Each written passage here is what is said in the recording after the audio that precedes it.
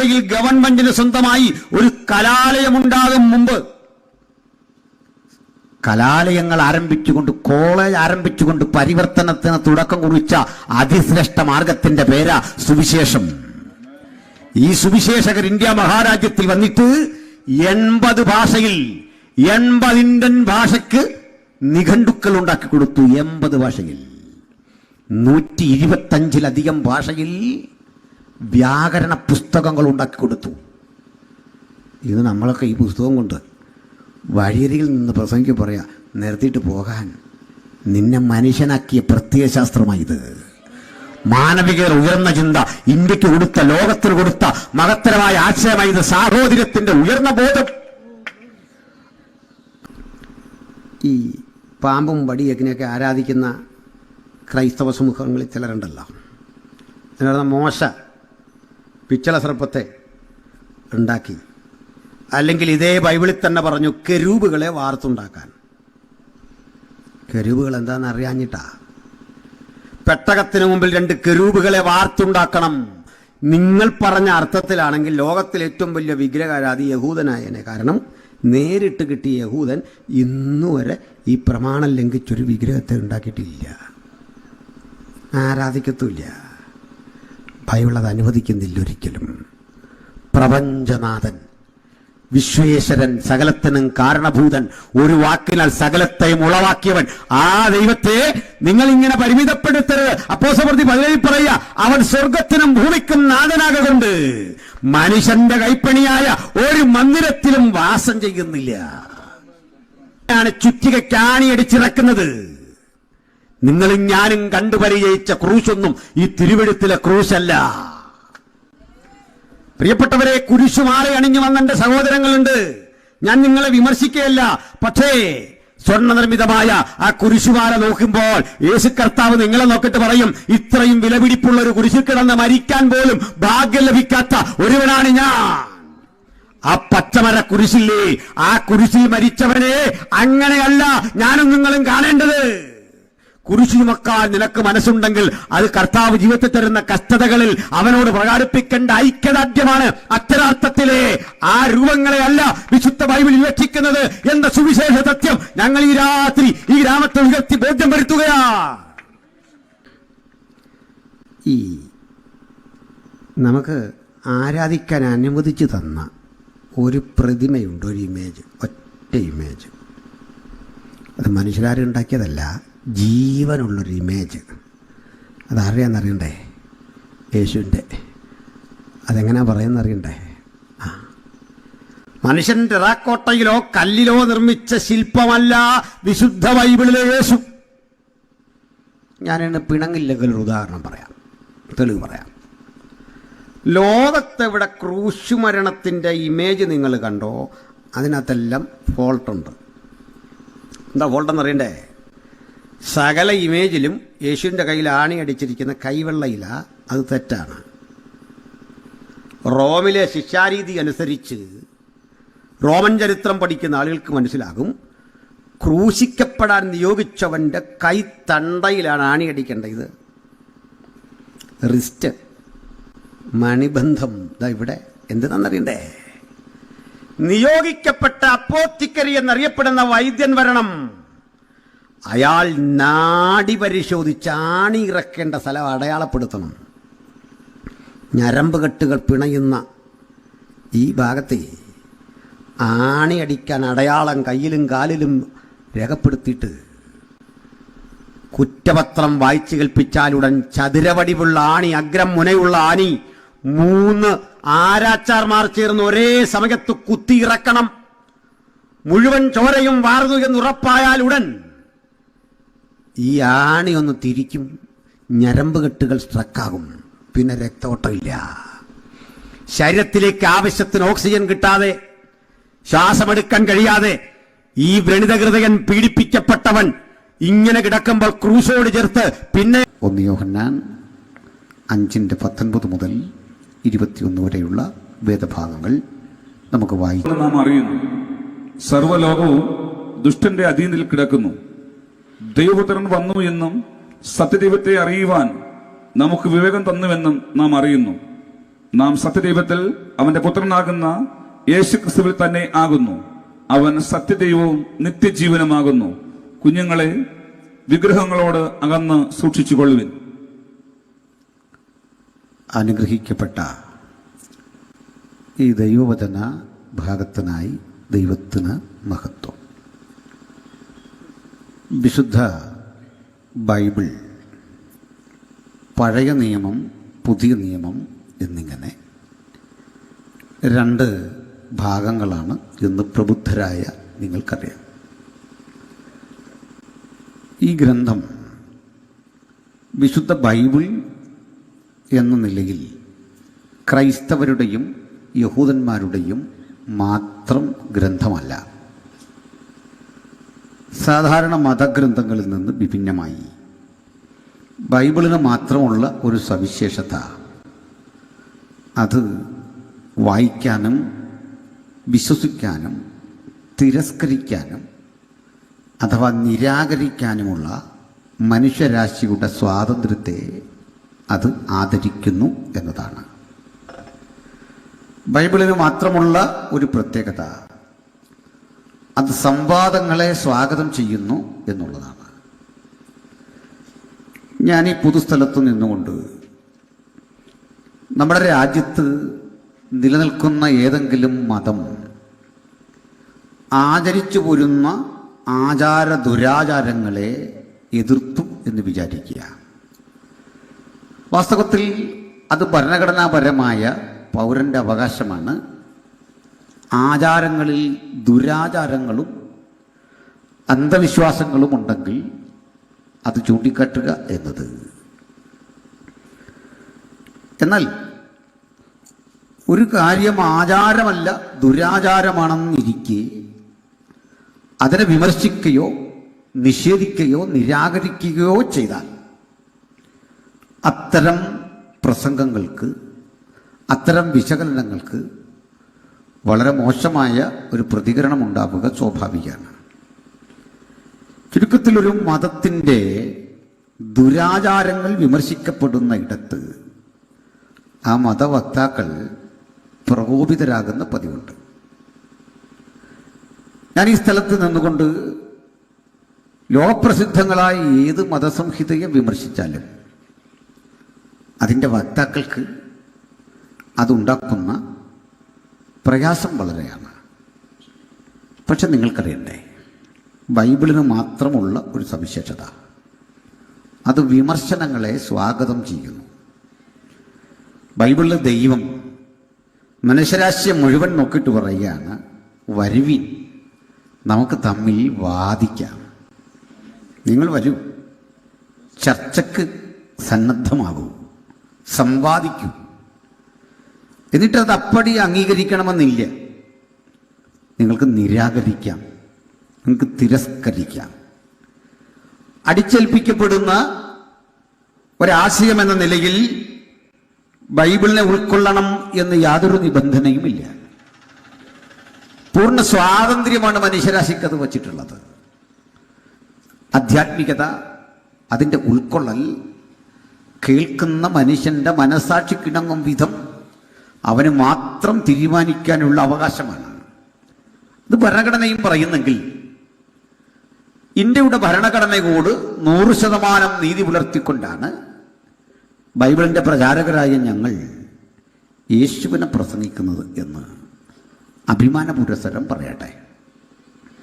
ഈ ഘട്ടത്തിൽ നമ്മളിൽ പലരും കേട്ട്, അല്ലെങ്കിൽ ചിലർ ബോധപൂർവം കേൾപ്പിക്കാൻ ശ്രമിച്ച ഒരു തെറ്റായ ചിന്തയെ തിരുത്തിക്കൊണ്ട് ഞാൻ ഈ വിശകലനത്തിലേക്ക് കടക്കാം. എന്താണത്? ബ്രിട്ടീഷുകാർ ഇന്ത്യയിലേക്ക് വരുന്നു. ഇന്ത്യയിൽ വന്ന ഈസ്റ്റ് ഇന്ത്യ കമ്പനി പിന്നീട് ബ്രിട്ടീഷ് പാർലമെന്റിലേക്ക് ഇന്ത്യയുടെ ഭരണസാരഥ്യം 1857 കൈമാറുന്നു. ആ വന്ന പാശ്ചാത്യർ ചെയ്തത് ഇന്ത്യക്കാർക്ക് അപരിചിതങ്ങളായ 3 കാര്യങ്ങൾ ഇന്ത്യൻ ജനതയെ അടിച്ചേൽപ്പിച്ചു എന്നതാണ്. ഇംഗ്ലീഷ് അക്ഷരമാലയിലെ 3 അക്ഷരം കൊണ്ട് ഒരക്ഷരത്തെ 3 പ്രയോഗിച്ചുകൊണ്ട് വളരെ കാപട്യം നിറഞ്ഞ ആ വാദം ചിലർ ബോധപൂർവം അവതരിപ്പിക്കാറുണ്ട്. ബ്രിട്ടീഷുകാർ 3 ബികൾ ഡിസ്ട്രിബ്യൂട്ട് ചെയ്തു ഇന്ത്യയിൽ. ഒന്ന് ബ്രാൻഡി ആയിരുന്നു, മദ്യം. അതിനുശേഷം ബയണറ്റായിരുന്നു, ആയുധം. മൂന്നാമതൊന്ന് ബൈബിളായിരുന്നു. 3 കാര്യം സാഹിബ് പ്രചരിപ്പിച്ചു. ഇത് 3ഉം പ്രചരിപ്പിച്ചിട്ട് ഇന്ത്യയുടെ തനതായ ചരിത്ര പൈതൃകമുള്ള സംസ്കൃതിയെ അട്ടിമറിച്ചു, നിരാകരിച്ചു.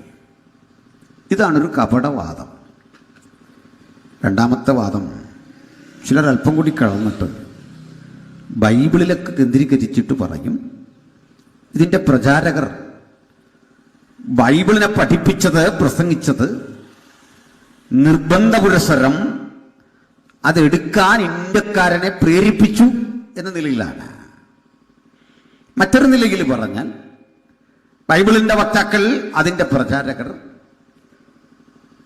ആളുകളെ ആകർഷിച്ചത് കേൾവിക്കാർക്ക് ആഹാരപദാർത്ഥങ്ങൾ കൊടുത്തും അതല്ലെങ്കിൽ ദാരിദ്ര്യം മുതലെടുത്തും അവർക്ക് അന്യമായിരുന്ന സോപ്പും ചീപ്പും കണ്ണാടിയും ആഹാരപദാർത്ഥങ്ങളുമൊക്കെ കൊടുത്തു, വൈറ്റമിൻ ഗുളിക കൊടുത്തു, പാൽപ്പൊടി കൊടുത്തു, ഒക്കെ മതം മാറ്റി.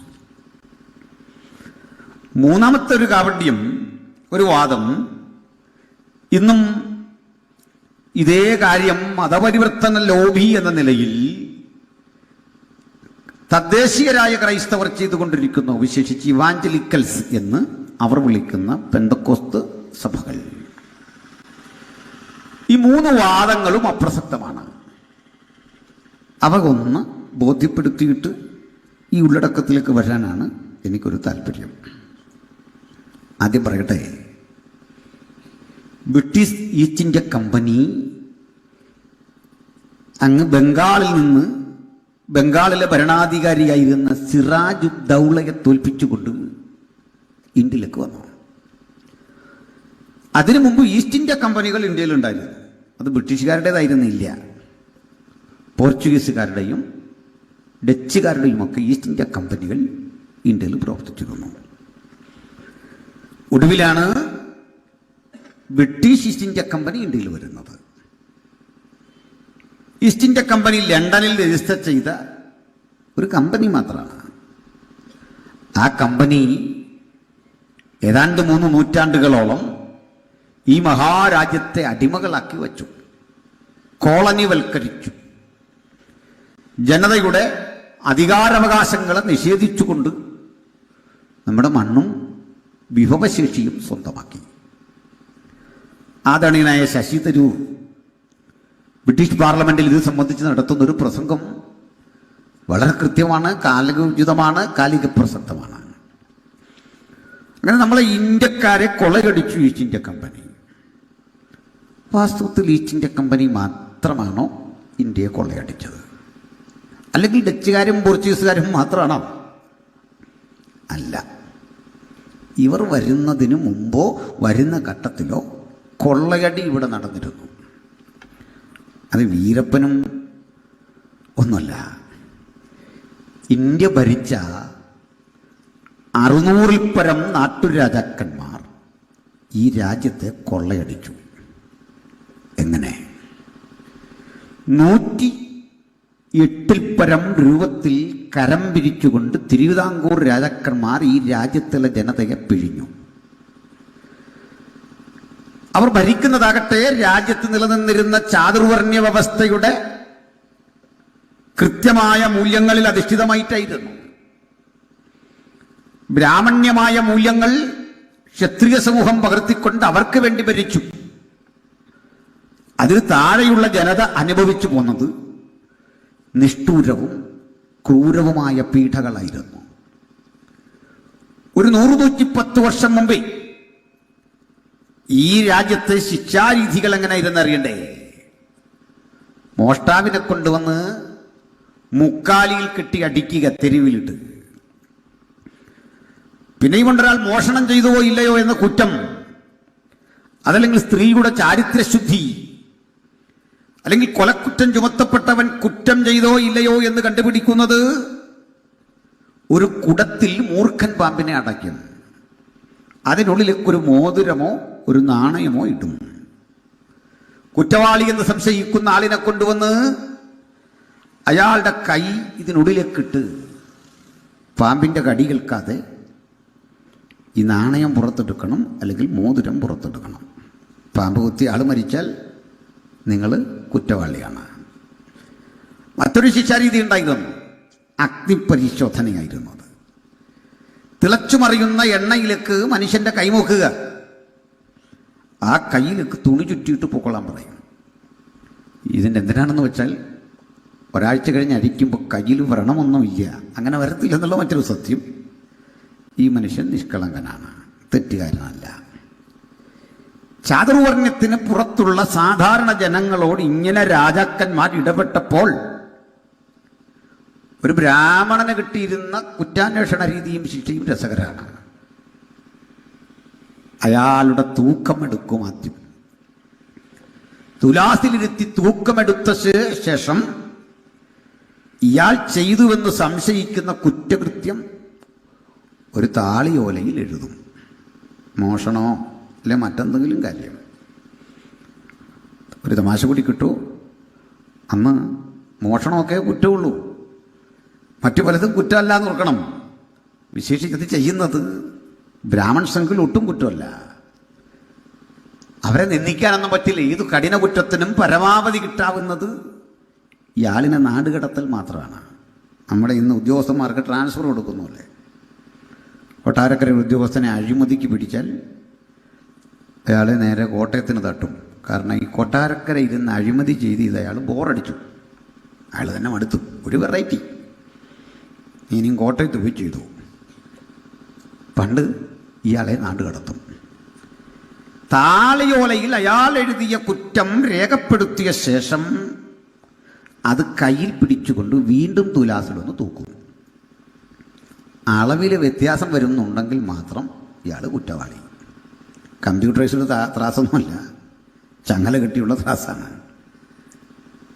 80 കിലോ തൂക്കം വരുന്നൊരു മനുഷ്യൻ്റെ പക്കലേക്ക്, അല്ലെങ്കിൽ 70 കിലോ തൂക്കത്തിൻ്റെ കട്ടികളെടുത്ത് വെച്ചിട്ട് ഒരു ചെറിയ താളിയോല കൂടി കൊടുത്താൽ ഇതിന് പ്രത്യേകിച്ച് മാറ്റമൊന്നും വരില്ലെന്നറിയാം. ചുരുക്കത്തിൽ കുറ്റവാളി ബ്രാഹ്മണെങ്കിൽ അതൊന്നും വിലപ്പോകാത്തൊരു കാലം.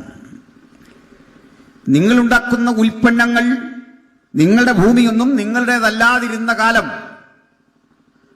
ആ കാലത്ത് നിന്ന് പലതരം കുറ്റകൃത്യങ്ങളെ ഈ രൂപത്തിൽ കണ്ട അവസ്ഥയിൽ നിന്ന് ഇന്ത്യക്ക് പൊതുവിൽ ഒരു ഭരണക്രമവും കോഡും അല്ലെങ്കിൽ നിയമമൊക്കെ ഉണ്ടാകുന്നത് 1860 മെക്കോളെ പ്രഭു ഇന്ത്യ ഭരിക്കുമ്പോഴാണ്. അന്ന് രൂപപ്പെട്ട നിയമത്തിൻ്റെ പേരാണ് ഇന്ത്യൻ പീനിയൽ കോഡ്, ഇന്ത്യൻ ശിക്ഷാ നിയമം. നമ്മളത് മാറ്റിയിട്ട് ഭാരതീയ ന്യായ സംഹിത എന്ന പേരിൽ പരിഷ്കരിച്ചു കഴിഞ്ഞ വർഷം. നല്ലത്. ഈ ഭാരതീയ ന്യായ സംഹിതയോ അഥവാ അതിൻ്റെ പ്രാക്തന രൂപമായ ഇന്ത്യൻ പീനൽ കോഡിൻ്റെ മുമ്പിലോ കുറ്റവാളിയുടെ ജാതിയും മതമൊന്നും വിഷയമല്ല, കുറ്റവാളി ഇത് മാത്രമേ ഉള്ളൂ. അങ്ങനെ നമ്മുടെ രാജ്യത്തെ പരിഷ്കരിക്കുന്നതിൽ, രാജ്യത്തിന് സമഗ്രമായൊരു ചിത്രം വരയ്ക്കുന്നതിലൊക്കെ അവർ വിജയിച്ചിട്ടുണ്ട്. ഞാൻ പറയും, ഈ രാജാക്കന്മാരൊന്നും നീതിബോധത്തോടെ ഭരിച്ചവരല്ല. ആണെങ്കിൽ അതെടുത്ത് കാണിക്കുന്ന ചിലർ രാജാക്കന്മാരുടെ ഔദാര്യത്തെക്കുറിച്ച് പറയാറുണ്ട്. ഉദാരമതികളായ രാജാക്കന്മാർ നല്ലതാണ്. പക്ഷെ ഒരു കാര്യം, ഞാനിന്ന് ഈ രാജ്യത്ത് നിൽക്കുന്നത്, ജീവിക്കുന്നത് ഒരു രാജാവിൻ്റെ ഔദാര്യത്തിലല്ല. അതുകൊണ്ട് ഇന്ത്യയെ സ്നേഹിക്കുന്ന നിങ്ങൾ, ഇന്ത്യ മഹാരാജ്യത്തെ മാതൃരാജ്യമായി കാണുന്ന നമ്മൾ ഇന്ത്യക്കാരായതിൽ അഭിമാനിക്കണം. പക്ഷെ എൻ്റെ അഭിമാനം 1947 ശേഷമുള്ള ഇന്ത്യയിലാണ്. 1947 സ്വാതന്ത്ര്യം രൂപപ്പെട്ട കാലഘട്ടത്തിൽ യൂണിയൻ ജാക്ക് താഴ്ത്തിക്കെട്ടി ത്രിവർണ്ണ പതാക പാറിച്ചുകൊണ്ട് ഇന്ത്യ എന്ന പരമാധികാര സ്വതന്ത്ര രാജ്യം രൂപപ്പെട്ട ശേഷമുള്ള ഇന്ത്യയെ മാത്രമേ എനിക്ക് സ്നേഹിക്കാൻ പറ്റൂ.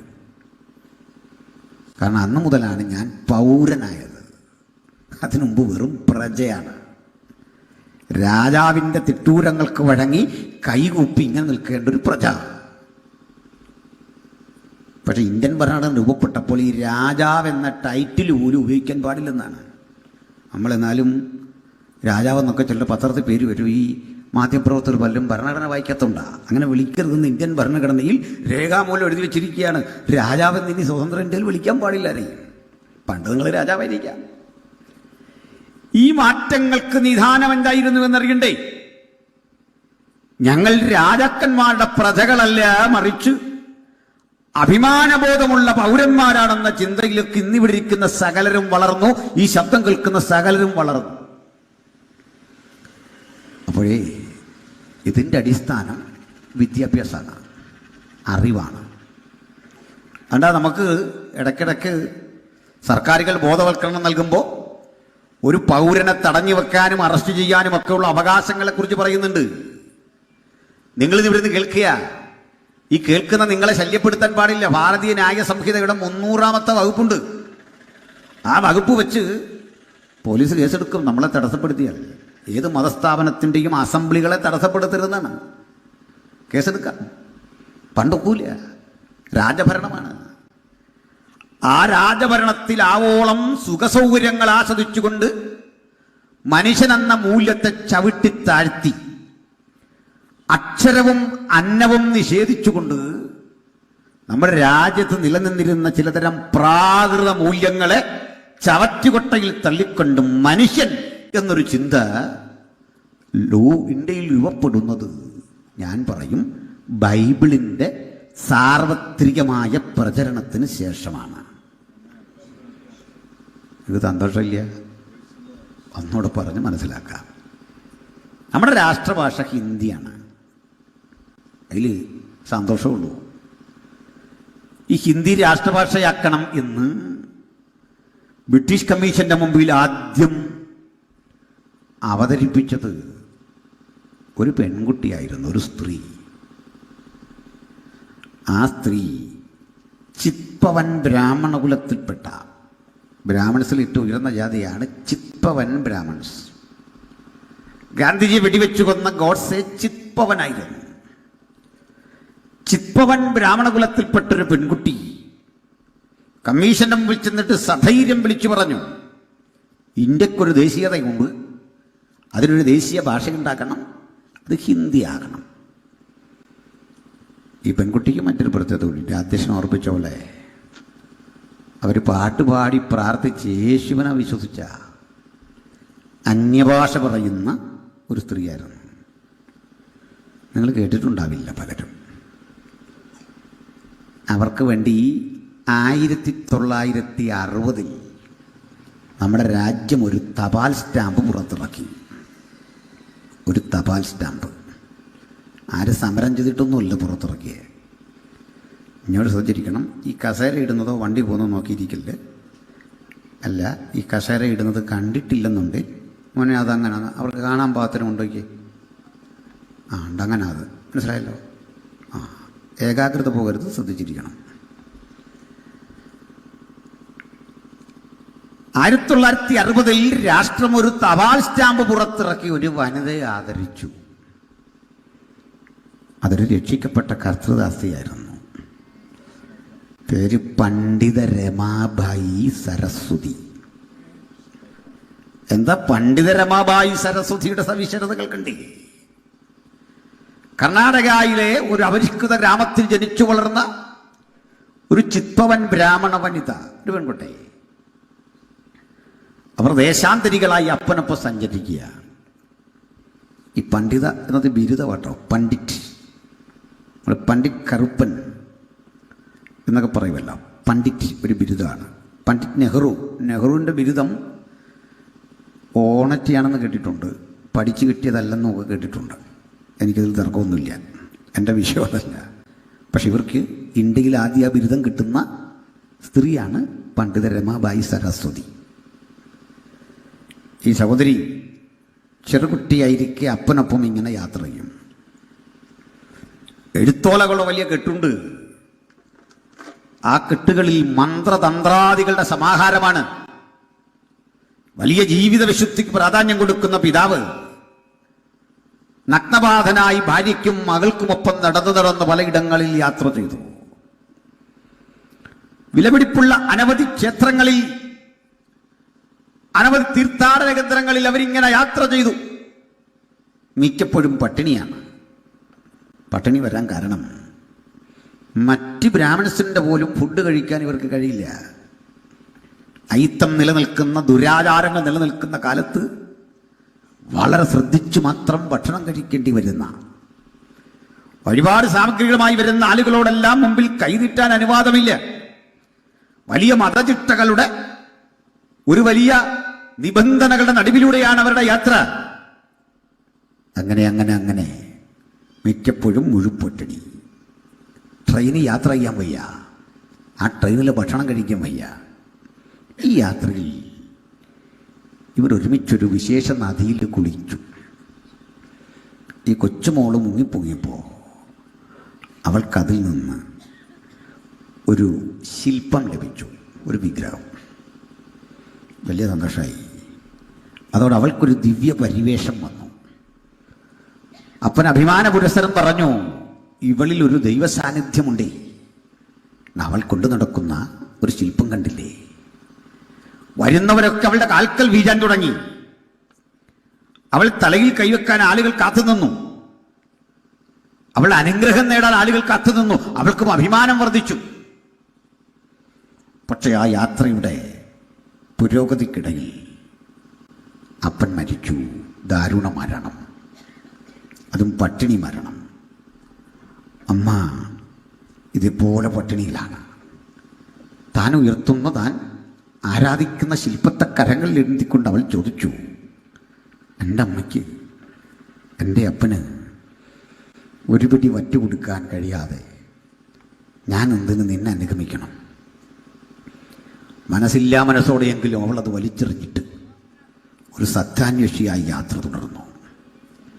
എൻ്റെ ഹൃദയത്തിൻ്റെ തുടിപ്പുകൾ അറിഞ്ഞ് എന്നോട് ഇടപെടുന്നൊരു ദൈവമുണ്ടെങ്കിൽ, എന്നോട് സംസാരിക്കുന്ന ഒരു ദൈവശബ്ദം കേൾക്കാൻ ഞാൻ എൻ്റെ കാതുകൾ കൂർപ്പിക്കുന്നു, എൻ്റെ ഹൃദയത്തെ ഏകാഗ്രമാക്കുന്നു. അങ്ങനെ പ്രാർത്ഥനാ നിർഭരമായി ആ പെൺകുട്ടി അന്വേഷണം തുടരവേ ഒരിക്കലായി നസ്രയനായ യേശുവിൻ്റെ ചൈതന്യം ആ കുട്ടിക്ക് സംഭവ്യമായി. അവൾ യേശുവിനെ രക്ഷിതാവായി സ്വീകരിച്ചു, യേശുവിൻ്റെ അനുഗാമിയായി മാറി. ആ പെൺകുട്ടി ജീവിത വഴിത്താരയിൽ നിരവധി സുഹൃത്തുക്കളെ പരിചയപ്പെട്ടു. വിദേശ രാജ്യങ്ങൾ സന്ദർശിച്ചു. സംസ്കൃതത്തിലെ പാണ്ഡിത്യത്തിന് പുറമെ മറാഠിയും തെലുങ്കും ഹിന്ദിയും ഇംഗ്ലീഷും ഒക്കെ പഠിച്ചു. ഈ പെൺകുട്ടി തിരികെ അങ്ങ് ഇന്ത്യയിലേക്ക് വരും മുമ്പ് അമേരിക്കയിലെത്തുന്ന ഘട്ടത്തിൽ ഒരു കാഴ്ച കണ്ടു. അവിടെ മനുഷ്യരൊക്കെ റെസ്റ്റോറൻറ്റുകളിൽ നിന്ന് നല്ല ഭക്ഷണം മേടിച്ച് കഴിക്കുന്നു. ആ ഭക്ഷണം കഴിക്കുന്ന മനുഷ്യരുടെ ആരോഗ്യവും ഉത്സാഹവും ഒക്കെ കണ്ടപ്പോൾ ഇതിലൊരു പിടി വറ്റ് എൻ്റെ അപ്പന് കഴിക്കാൻ കിട്ടിയിരുന്നെങ്കിൽ അദ്ദേഹം ഇപ്പം മരിക്കില്ല. ആ രാജ്യത്തിൻ്റെ മാറ്റം കണ്ടു. മനുഷ്യരവരുടെ ആരോഗ്യ സംരക്ഷണത്തിനും മറ്റും നടത്തുന്ന പരിശ്രമങ്ങളെ കണ്ടു. വൈദ്യശാസ്ത്രത്തിൻ്റെ വളർച്ച കണ്ടു. അങ്ങനെ കണ്ടവൾ പഠിച്ചു. അപ്പോൾ ഇന്ത്യയിലെ സ്ഥിതി എന്താ? ക്ഷമിക്കണം, ഇപ്പം നമ്മൾ ഇംഗ്ലീഷ് മരുന്നുകൾക്ക് പുറമെ ആയുർവേദവും റെയ്ക്കിയും സിദ്ധയും ഹോമിയോയും ഒക്കെ പരീക്ഷിക്കുന്നൊരു കാലമല്ലേ? നിങ്ങൾ ഒരു ഹോമിയോ ഡോക്ടറെ കാണണം, അല്ലെ ആയുർവേദ ഡോക്ടറെ കാണണം, റെയ്ക്കി നടത്തുന്ന ആ മാസ്റ്ററെ കാണണം. നിങ്ങളെ അവർ കൺസൾട്ട് ചെയ്ത് നിങ്ങളുമായി സംസാരിക്കുമ്പോൾ ആദ്യത്തെ 1 മണിക്കൂർ നിങ്ങളോട് പറയാൻ പോകുന്നത് ഇംഗ്ലീഷ് മരുന്നിൻ്റെ കുഴപ്പമാണ്.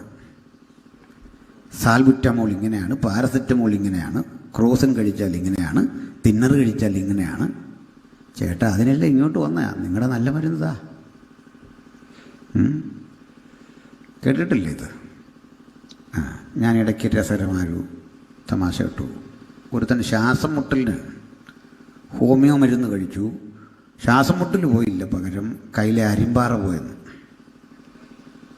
ഒറ്റ വഴിയുള്ളൂ, അരിമ്പാറയ്ക്ക് മരുന്ന് കഴിച്ചോണം, ശ്വാസം മുട്ടൽ പോയേക്കാം. ഇതെല്ലാം ടെസ്റ്റിമോണിയലാണ്, ആളുകൾ എക്സ്പ്ലെയിൻ ചെയ്യുന്നതേ. അപ്പോൾ ഒരു കാര്യം, ഇതൊന്നും മോശമാണെന്നൊന്നും എനിക്ക് അഭിപ്രായമില്ല കേട്ടോ. പക്ഷെ എന്തായിരുന്നു ആയുർവേദത്തിൻ്റെ പരാജയം എന്ന് പറയണം, ശ്രദ്ധിക്കാനുണ്ട്. ആയുർവേദ ചികിത്സ മിക്കപ്പോഴും നടത്തുന്ന ആള് ഒരു നമ്പൂതിരിയായിരിക്കും. അയാൾക്ക് എല്ലാ രോഗിയെയും ട്രീറ്റ് ചെയ്യാൻ വയ്യ, ക്രിസ്ത്യാനിയെ പോലും ട്രീറ്റ് ചെയ്യാൻ വയ്യ. അപ്പോൾ ഇയാൾ ജാതിക്കനുസൃതമായ അകലം പാലിക്കണം. തീണ്ടാപ്പാടെന്നാണ് അതിന് പറയുക. ഓരോ കമ്മ്യൂണിറ്റിയുടെ ബേസിൽ ശൂദ്രൻ നിൽക്കേണ്ട അകലം, OBC നിൽക്കേണ്ട അകലം, നായാടി നിൽക്കേണ്ട അകലം 72 അടി വരെ അകലം നീക്കണം. 16 മുതൽ 72 വരെ. ഒരു കയ്യാളുണ്ടാവും ഈ കാര്യങ്ങളൊക്കെ പറയുന്ന ഒരാൾ. 72 അടി അകലം നിൽക്കുന്ന ആൾ രോഗം ഈ കയ്യാളിൻ്റെ അടുത്ത് പറയണം. അയാൾ വന്നിട്ട് പറയും അത് ചുമയാണ്, ശ്വാസം മുട്ടലാണ്, പനിയാണ്, കണ്ണിന്. പ്രത്യേകിച്ച് ചോദിക്കും നാളെന്താ? അശ്വതി അല്ലെങ്കിൽ അങ്ങനെ നാൾ പറയും. ആ നാളിന് പറ്റിയൊരു വൃക്ഷം ചൂണ്ടിക്കാണിക്കുക, എൻ്റെ ചൂട്ടി പോയിരിക്കണം. എന്നിട്ട് ചില മരുന്നുകളുടെ കുറി പോലയിൽ എഴുതും. അത് സാധാരണ മനുഷ്യന് വായിക്കാൻ പോലും കഴിയില്ല, എല്ലാവർക്കും വിദ്യാഭ്യാസം ഇല്ല. ഇതൊക്കെ ഉണ്ടാക്കിക്കൊണ്ട് സമം ആട്ടുംപാല് ചേർത്ത് കുടിക്കണമെന്നൊക്കെ എഴുതുന്നേ. ഒടുക്കം രോഗിയും ഡോക്ടറും തമ്മിൽ ഇത്ര അകലം നിൽക്കുമ്പോൾ ഇന്ത്യക്കാരൻ അമ്പരപ്പിക്കുന്ന മറ്റൊരു കാഴ്ച കണ്ടു. ഒരു സായിപ്പ് ഒരു സ്റ്റെതസ്കോപ്പ് കയ്യിലുണ്ട്, ഒരു കുഴല്. 2-3 പെൺകുട്ടികളും അവർ വന്നൊരു കുതിരവണ്ടിയിൽ ഇറങ്ങി. എൻ്റെ ബാഗുമൊക്കെ കയ്യിലുണ്ട്. ഇങ്ങനെ ആളുകൾ ഇങ്ങനെ ചുറ്റും നിൽക്കിയ സായിപ്പ് വന്ന് ഇതിനകത്തോട്ട് ഇറങ്ങി. ഡോക്ടറാണ്. അയാൾ പെട്ടി തുറന്നിട്ട് ഈ സ്റ്റെതസ്കോപ്പ് എടുത്ത് കഴുത്തിൽ വെച്ച് നമ്പൂതിരിയെ, നായാടിയെ, ദലിതനെ, ആദിവാസിയെ, ക്രിസ്ത്യാനിയെ, മുസ്ലിമിനെ എല്ലാം ഇത് വെച്ചങ്ങ് തൊട്ടു. എന്താ മനസ്സിലായി? ക്ഷമിക്കണം, നമ്മുടെ ടാർസൻ ബ്രദർ ഒരു പഴയ സഖാവ് കൂടിയാണല്ലോ. ടാർസൻ ബ്രദറെ, നിങ്ങൾ അരിവാൾ കൊണ്ട് ചെയ്ത വിപ്ലവത്തെക്കാൾ വലുതാ ഡോക്ടർ സ്റ്റെതസ്കോപ്പ് കൊണ്ട് ചെയ്തത്. ഇന്ത്യൻ ജനതയുടെ ഇടയിൽ നിന്ന് ജാതിയും അയിത്തവും ഒപ്പിമാറ്റിയ സാധനത്തിൻ്റെ പേരാണ് സ്റ്റെതസ്കോപ്പ്. സന്തോഷമുണ്ടോ? ഡോക്ടർമാരൊക്കെ ഉണ്ടെങ്കിൽ സന്തോഷിക്കണം കേട്ടോ. നേഴ്സുമാരുണ്ടെങ്കിൽ സന്തോഷിക്കണം. എന്താ കാര്യം? നിങ്ങളുടെ കയ്യിൽ പനി നോക്കുന്നൊരു ഉപകരണമുണ്ടല്ലോ, തെർമോമീറ്റർ. അത് ഡെറ്റോൾ വെള്ളത്തിൽ മുക്കിയിട്ട് നമ്പൂതിരിയുടെ, നായാടിയുടെ, നായരുടെ, ദലിതൻ്റെ, ക്രിസ്ത്യാനിയുടെ സകലരെയും വായിൽ മാറ്റി മാറ്റി വെച്ചു. അയിത്തം മാറ്റിയ സാധനങ്ങൾ ആധുനിക വൈദ്യം. പിടിയോ? അല്ല, ആയുർവേദം മോശമായിട്ടല്ലെന്ന്. അല്ല, ഇതൊക്കെ നല്ലതാണെന്ന് പറയുന്ന സഹോദരങ്ങൾ, ഇതെന്താ എല്ലാവർക്കും കൊടുക്കാൻ? എന്താ നളന്ത നല്ലതാ, തക്ഷശില നല്ലതാ, പക്ഷെ നിങ്ങളെന്താ എല്ലാവർക്കും കൊടുത്തില്ല? അതിലേക്കുള്ള പ്രവേശനം ചിലരുടെ മുമ്പിൽ കൊട്ടിയടച്ചു. അങ്ങനെ ഇരിക്കെ ഞങ്ങൾ ബൈബിളിന്റെ പ്രചാരകർ ഈസ്റ്റ് ഇന്ത്യ കമ്പനിയുടെ കൂട്ടുപിടിച്ചല്ല. ഈസ്റ്റ് ഇന്ത്യ കമ്പനി ഇന്ത്യ കൊള്ളയടിക്കാൻ വന്നു. പക്ഷെ അവർക്കൊപ്പം ഇന്ത്യ മഹാരാജ്യത്തിലേക്ക് ചേക്കേറിയ സുവിശേഷകരുണ്ട്. ആ സുവിശേഷകർ ഒരു പിടി മണ്ണും ഇവിടുന്ന് കൊണ്ടുപോയില്ല, ഒരു പിടി കുരുമുളകും കൊണ്ടുപോയില്ല, ഒരു തേക്കും തടിയും വെട്ടിമാറ്റിയില്ല. ഇംഗ്ലണ്ടിലും അമേരിക്കയിലും ഓസ്ട്രേലിയയിലും ഒക്കെ അവർക്കുള്ള ഒരു പിടി മണ്ണ് വിറ്റ് ആ പണം ഇന്ത്യ മഹാരാജ്യത്ത് കൊണ്ടുവന്ന് മിഷണറി പ്രവർത്തനങ്ങൾക്ക് വേണ്ടി ചിലവഴിച്ച അവസാന ശ്വാസം വരെ ഇവിടെ പൊരുതി മരിച്ച് അന്നവും അക്ഷരവും നിഷേധിക്കപ്പെട്ട ജനകോടികൾക്ക് വേണ്ടി പ്രാണത്യാഗം ചെയ്ത് പടുത്തുയർത്തിയ മഹത്തരമായ ഒരു സംസ്കൃതിയാ ക്രിസ്ത്യാനിറ്റി. അത് വിരാജിക്കുന്ന നസ്രായനെ, യേശുവിനെയും അവിടുത്തെ സുവിശേഷത്തെ ഉയർത്തിക്കാട്ടിക്കൊണ്ട് സുവിശേഷത്തിന്റെ സദസ്യത്വമായ ചൈതന്യവത്തായ സന്ദേശം ഈ ഗ്രാമത്തിന്റെ മുമ്പിൽ അഭിമാനപുരസരം ഉയർത്തിക്കാട്ടിക്കൊണ്ട് ഞങ്ങൾ വിളംബരം ചെയ്യുന്നു. മറ്റൊരുവരിലും രക്ഷയില്ല. നാം രക്ഷിക്കപ്പെടുവാൻ ആകാശത്തിന് കീഴിൽ മനുഷ്യരുടെ ഇടയിൽ നൽകപ്പെട്ട ഒരൊറ്റ നാമം, അതുല്യ നാമം, നസ്രകനായ യേശു ക്രിസ്തുവിന്റെ നാമം. ഹല്ലേലൂയ. അപ്പോൾ ഈ കള്ളക്കഥകളൊക്കെ നിർത്തണം, ഇല്ലെങ്കിൽ ഞങ്ങൾക്ക് ചരിത്രം പറയേണ്ടി വരും.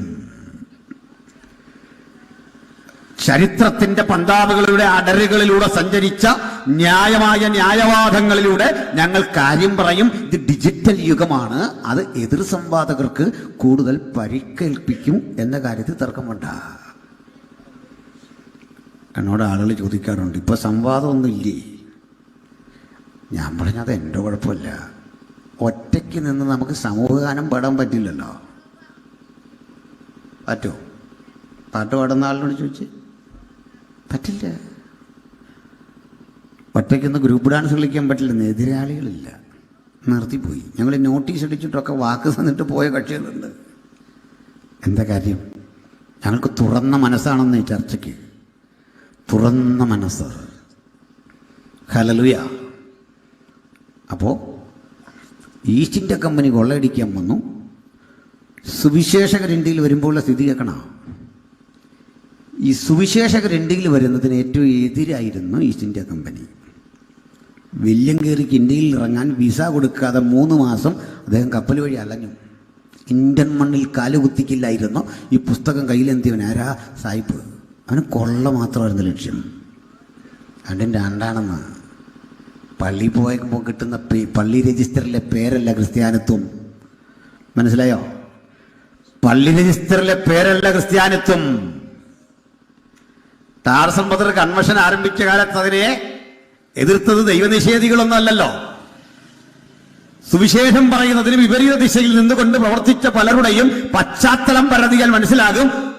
ഈ പുസ്തകത്തെ എന്റെ പുസ്തകമാണെന്നും ഇതിലെ കർത്താവായ യേശു ക്രിസ്തു എന്റെ രക്ഷകനാണെന്നും വിശ്വസിക്കുകയും കാര്യത്തോടെടുക്കുമ്പോൾ യേശുവിനെയും തള്ളുകയും ചെയ്യുന്ന ഒരുതരം ഇരട്ടത്താപ്പ് ചിലർ വെച്ച് പുലർത്തും. ഞാനാരെയും ആക്ഷേപിക്കാൻ പറയല്ല. ക്രിസ്ത്യാനിത്വം എന്താ? ഞാനൊരിക്കൽ തൃശ്ശൂരിലൊരു കൺവെൻഷന് പ്രസംഗിക്കാൻ പോയി. അപ്പോൾ അത് ഒരുതരം നിർവചിക്കാനാവാത്ത തരത്തിലെ കൂട്ടായ്മയാണ്. സ്നാനമുണ്ടോ ഇതൊന്നും അറിയില്ല. ഞാനിവിടെ വരുന്ന വഴിക്ക് എനിക്ക് ഇദ്ദേഹത്തെ അറിയില്ല. ഞാൻ പലവട്ടം നമ്മളുടെ സാംബാസോട് ചോദിച്ചു, എന്താ അദ്ദേഹത്തിൻ്റെ ഡോക്ടറൽ സ്റ്റാൻഡ് എന്താ, ഉപദേശപരമായ നിലപാടെന്താ, അതൊക്കെ ചോദിച്ചിരുന്നു. അതറിയണം അതിനാ. അപ്പോൾ ഈ തൃശ്ശൂരേക്ക് പോകുമ്പോഴേക്ക് എൻ്റെ ഒരു CD ഒക്കെ ഉള്ള കാലത്താണ്. അത് കണ്ട കുറേ ആളുകൾ നടത്തിയ യോഗ. 2 CD ഉണ്ട്. അതിൽ ഈ ഇറാഖും യുദ്ധവും ഗസയും ഗത്തും അക്രോനും ഇങ്ങനെയൊക്കെ പറഞ്ഞ ചരിത്ര സംഭവങ്ങളായിരുന്നു. ഞാൻ അങ്കമാലി കഴിഞ്ഞപ്പോൾ അതിൻ്റെ സംഘാടകൻ വിളിച്ചിട്ട് പറഞ്ഞു, ആ CD-യുടെ 2ാം ഭാഗം ഇന്ന് കേട്ടു. അത് കേട്ടതോടുകൂടി വലിയ പ്രശ്നം ഇവിടെ പറഞ്ഞു. എന്ന് വെച്ചാൽ എന്താ പ്രശ്നം? എൻ്റെ 2ാം ഭാഗത്ത് സ്നാനം പറയുന്നുണ്ട്, അതിവിടെ ഭയങ്കര വിഷയമാണ്. അപ്പം ഞാൻ പറഞ്ഞു, എന്ത് വേണം?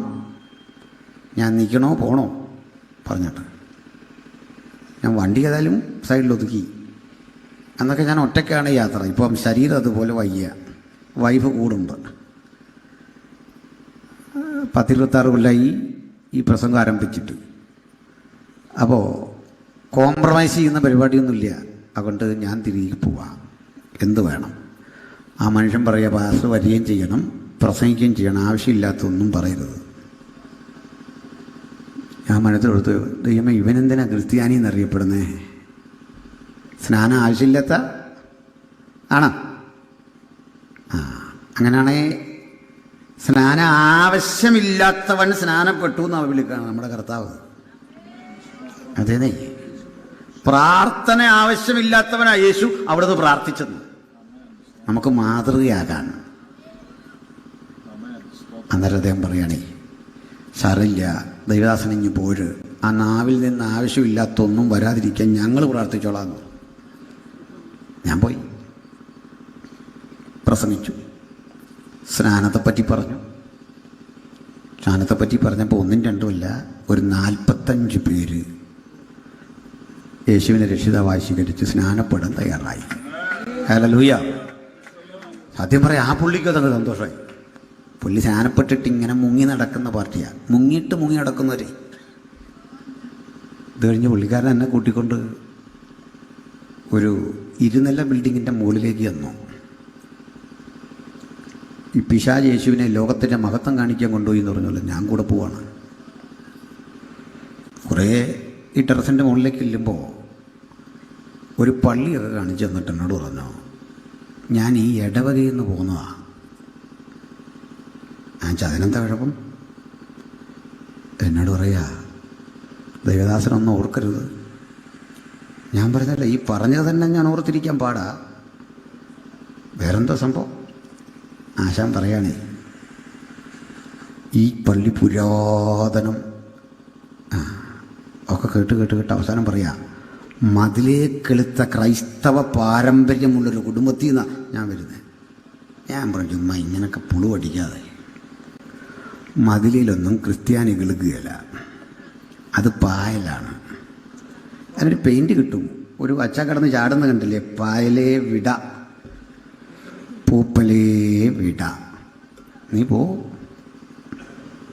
ക്രൈസ്തവൻ ജനനം കൊള്ളുന്നത് പള്ളിയുടെ മതിലിലും ചുവരയിലും പള്ളി ബുക്കിലെ പേരിലും ഒന്നും അല്ലെന്ന്. ക്രിസ്തുവിൽ ജനിക്കണം, ക്രിസ്തുവിൽ വസിക്കണം, അവനിൽ വേരൂന്നണം, അവിടുന്ന് ഫലം കായ്ക്കണം.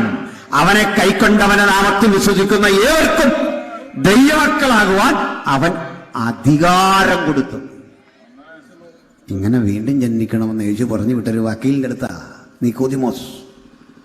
വക്കീല ജൂറിമാരുടെ പാനലിൽ ഇരുന്നു കൊണ്ട് വിധി പ്രഖ്യാപിക്കുന്നൊരു വലിയ മനുഷ്യൻ, സീനിയർ അഡ്വക്കറ്റാ.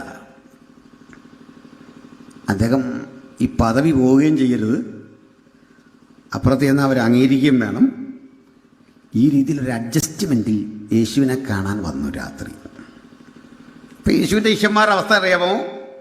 തീരെ പാവങ്ങൾ. പത്രോസ്, അന്ത്രോസ്, യോഹന്നാൻ ബേസയിദ കടൽക്കരയിലെ മത്സ്യബന്ധനത്തൊഴിലേർപ്പെട്ട് മത്സ്യം പെറുക്കി വിറ്റും മീൻ പിടിച്ചും വലയും പടകും നന്നാക്കി ജീവിക്കുന്ന അതിസാധാരണ മനുഷ്യരോടൊരു സംഘം.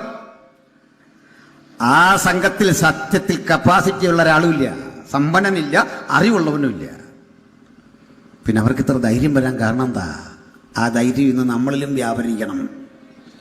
നമുക്കൊന്ന് സമ്മതിക്കുക, എനിക്കറിവ് കുറവാ, പക്ഷെ ഞാൻ സേവിക്കുന്നവൻ സർവജ്ഞാനി. എനിക്ക് സമ്പത്ത് കുറവാ, പക്ഷെ ഞാൻ സേവിക്കുന്നവൻ സർവസമ്പന്നൻ. ഞാൻ ദുർബലനാ, ഞാൻ സേവിക്കുന്നവൻ സർവശക്തൻ. ആ ബലത്തോടെ അവർ നിൽക്കില്ലേ? ആ ഘട്ടത്തിൽ വക്കീൽ വന്നിട്ട് പറയാ, റബി എന്ന് വെച്ചാൽ ഗുരു, നീ ദൈവത്തിൻ്റെ അടുക്കൽ നിന്ന് ഉപദേഷ്ടാവായി വന്നിരിക്കുന്നു എന്ന് ഞങ്ങൾ ഉറച്ചിരിക്കുന്നു. ഇത്രയും ഒരു പ്രസൻറ്റേഷൻ, ഇത്രയും ഒരു അവാർഡ് യേശുവിന് കൊടുത്തപ്പോൾ എങ്ങനെ പ്രതികരിക്കണമായിരുന്നു? പത്രോസേ, അന്ത്രോസേ, കേട്ടല്ലോ ഈ ചേട്ടൻ പറഞ്ഞത്. എടാ, നാട്ടിലെ വിവരദോഷികളാ എന്നെ കളിയാക്കുന്നത് കണ്ടോ? വിവരമുള്ള വക്കീൽ വന്ന് എന്നെക്കുറിച്ച് പറഞ്ഞു, നിങ്ങൾ കേട്ടോ? യേശു ചെയ്തോ? ഇല്ല. യേശു ആ വക്കീലിൻ്റെ മുഖത്തോട്ടൊന്ന് പറഞ്ഞു, കുഞ്ഞു പോക്കാട്ടെ, എനിക്കൊത്തിരി തിരക്കുണ്ട്, കുഞ്ഞു പോക്കാട്ടെ. വേർഷൻ എൻ്റെ കേട്ടോ. പോയിട്ട് വീണ്ടും ജനിച്ചിട്ട് വരണം. വീണ്ടും ജനിച്ചിട്ടല്ലാതെ സ്വർഗരാജ്യത്തിൻ്റെ ഗന്ധം പോലും നിനക്ക് കിട്ടൂല. വീണ്ടും ജനനവാസപ്രധാനം ക്രിസ്തുവിൽ ജനിക്കണം. ആ ക്രിസ്തുവിലെ ജനന പൈതൃകം കൊണ്ട് ലഭിക്കുന്നതാ വാസ്തവത്തിൽ ക്രിസ്ത്യാനിത്വം. ഹല്ലേലൂയ. അല്ലാത്തതിൻ്റെ പേര് പറയും നോമിനൽ ക്രിസ്ത്യൻ. എന്താ നോമിനൽ എന്ന് പറഞ്ഞാൽ? രജിസ്റ്ററിലല്ല നീ ക്രിസ്ത്യനാ, ജീവപുസ്തകത്തിൽ പേരുണ്ടാവില്ല. മനസ്സിലായോ? പള്ളി രജിസ്റ്ററിലെ പേര് കൊണ്ടേ ഈ ഭൂമിയിൽ വലിയ പുള്ളിയായിട്ട് കഴിയാം. വീണ്ടും ജനിച്ചവൻ്റെ പേര് എങ്ങും വേണമെന്നില്ല, അത് മുകളിലാ. ഓരോരുത്തരും അത് മായ്ക്കാൻ കഴിയില്ല, അത് ഉറപ്പേറിയ അനുഭവമാണ്. ഇനി നമ്മുടെ വിഷയത്തിലേക്ക് വരണം. അപ്പോൾ സുവിശേഷം പ്രസംഗിക്കാൻ വന്ന വില്യംകേറിയുടെ വിസ തടഞ്ഞ കക്ഷികളായി വരിക. ആരാ? East India company. അതിൻ്റെ കാരണം ഇത്രേ ഉള്ളൂ. അതിപ്പോൾ നിങ്ങൾ വന്ന് ഈ സുവിശേഷം പറയുന്ന കൂടെ ജനങ്ങൾക്ക് വിദ്യാഭ്യാസം കൊടുക്കും. അന്ന് സ്കൂളും കോളേജൊക്കെ കൂടെ ഉണ്ടേ, സായിപ്പിന് മാത്രമുള്ള. സാധാരണ ജനങ്ങൾക്ക് നിങ്ങൾ വിദ്യാഭ്യാസം കൊടുത്തു പോയാൽ അറിവാർജിക്കും. അപ്പം നമ്മുടെ തൊഴിൽ നടക്കാൻ വരും. നമ്മളിവിടെ എന്തിനാ വന്ന കച്ചവടത്തിന്? വേറൊന്നും നമുക്ക് നോക്കണ്ട. ഇതായിരുന്നു കമ്പനി.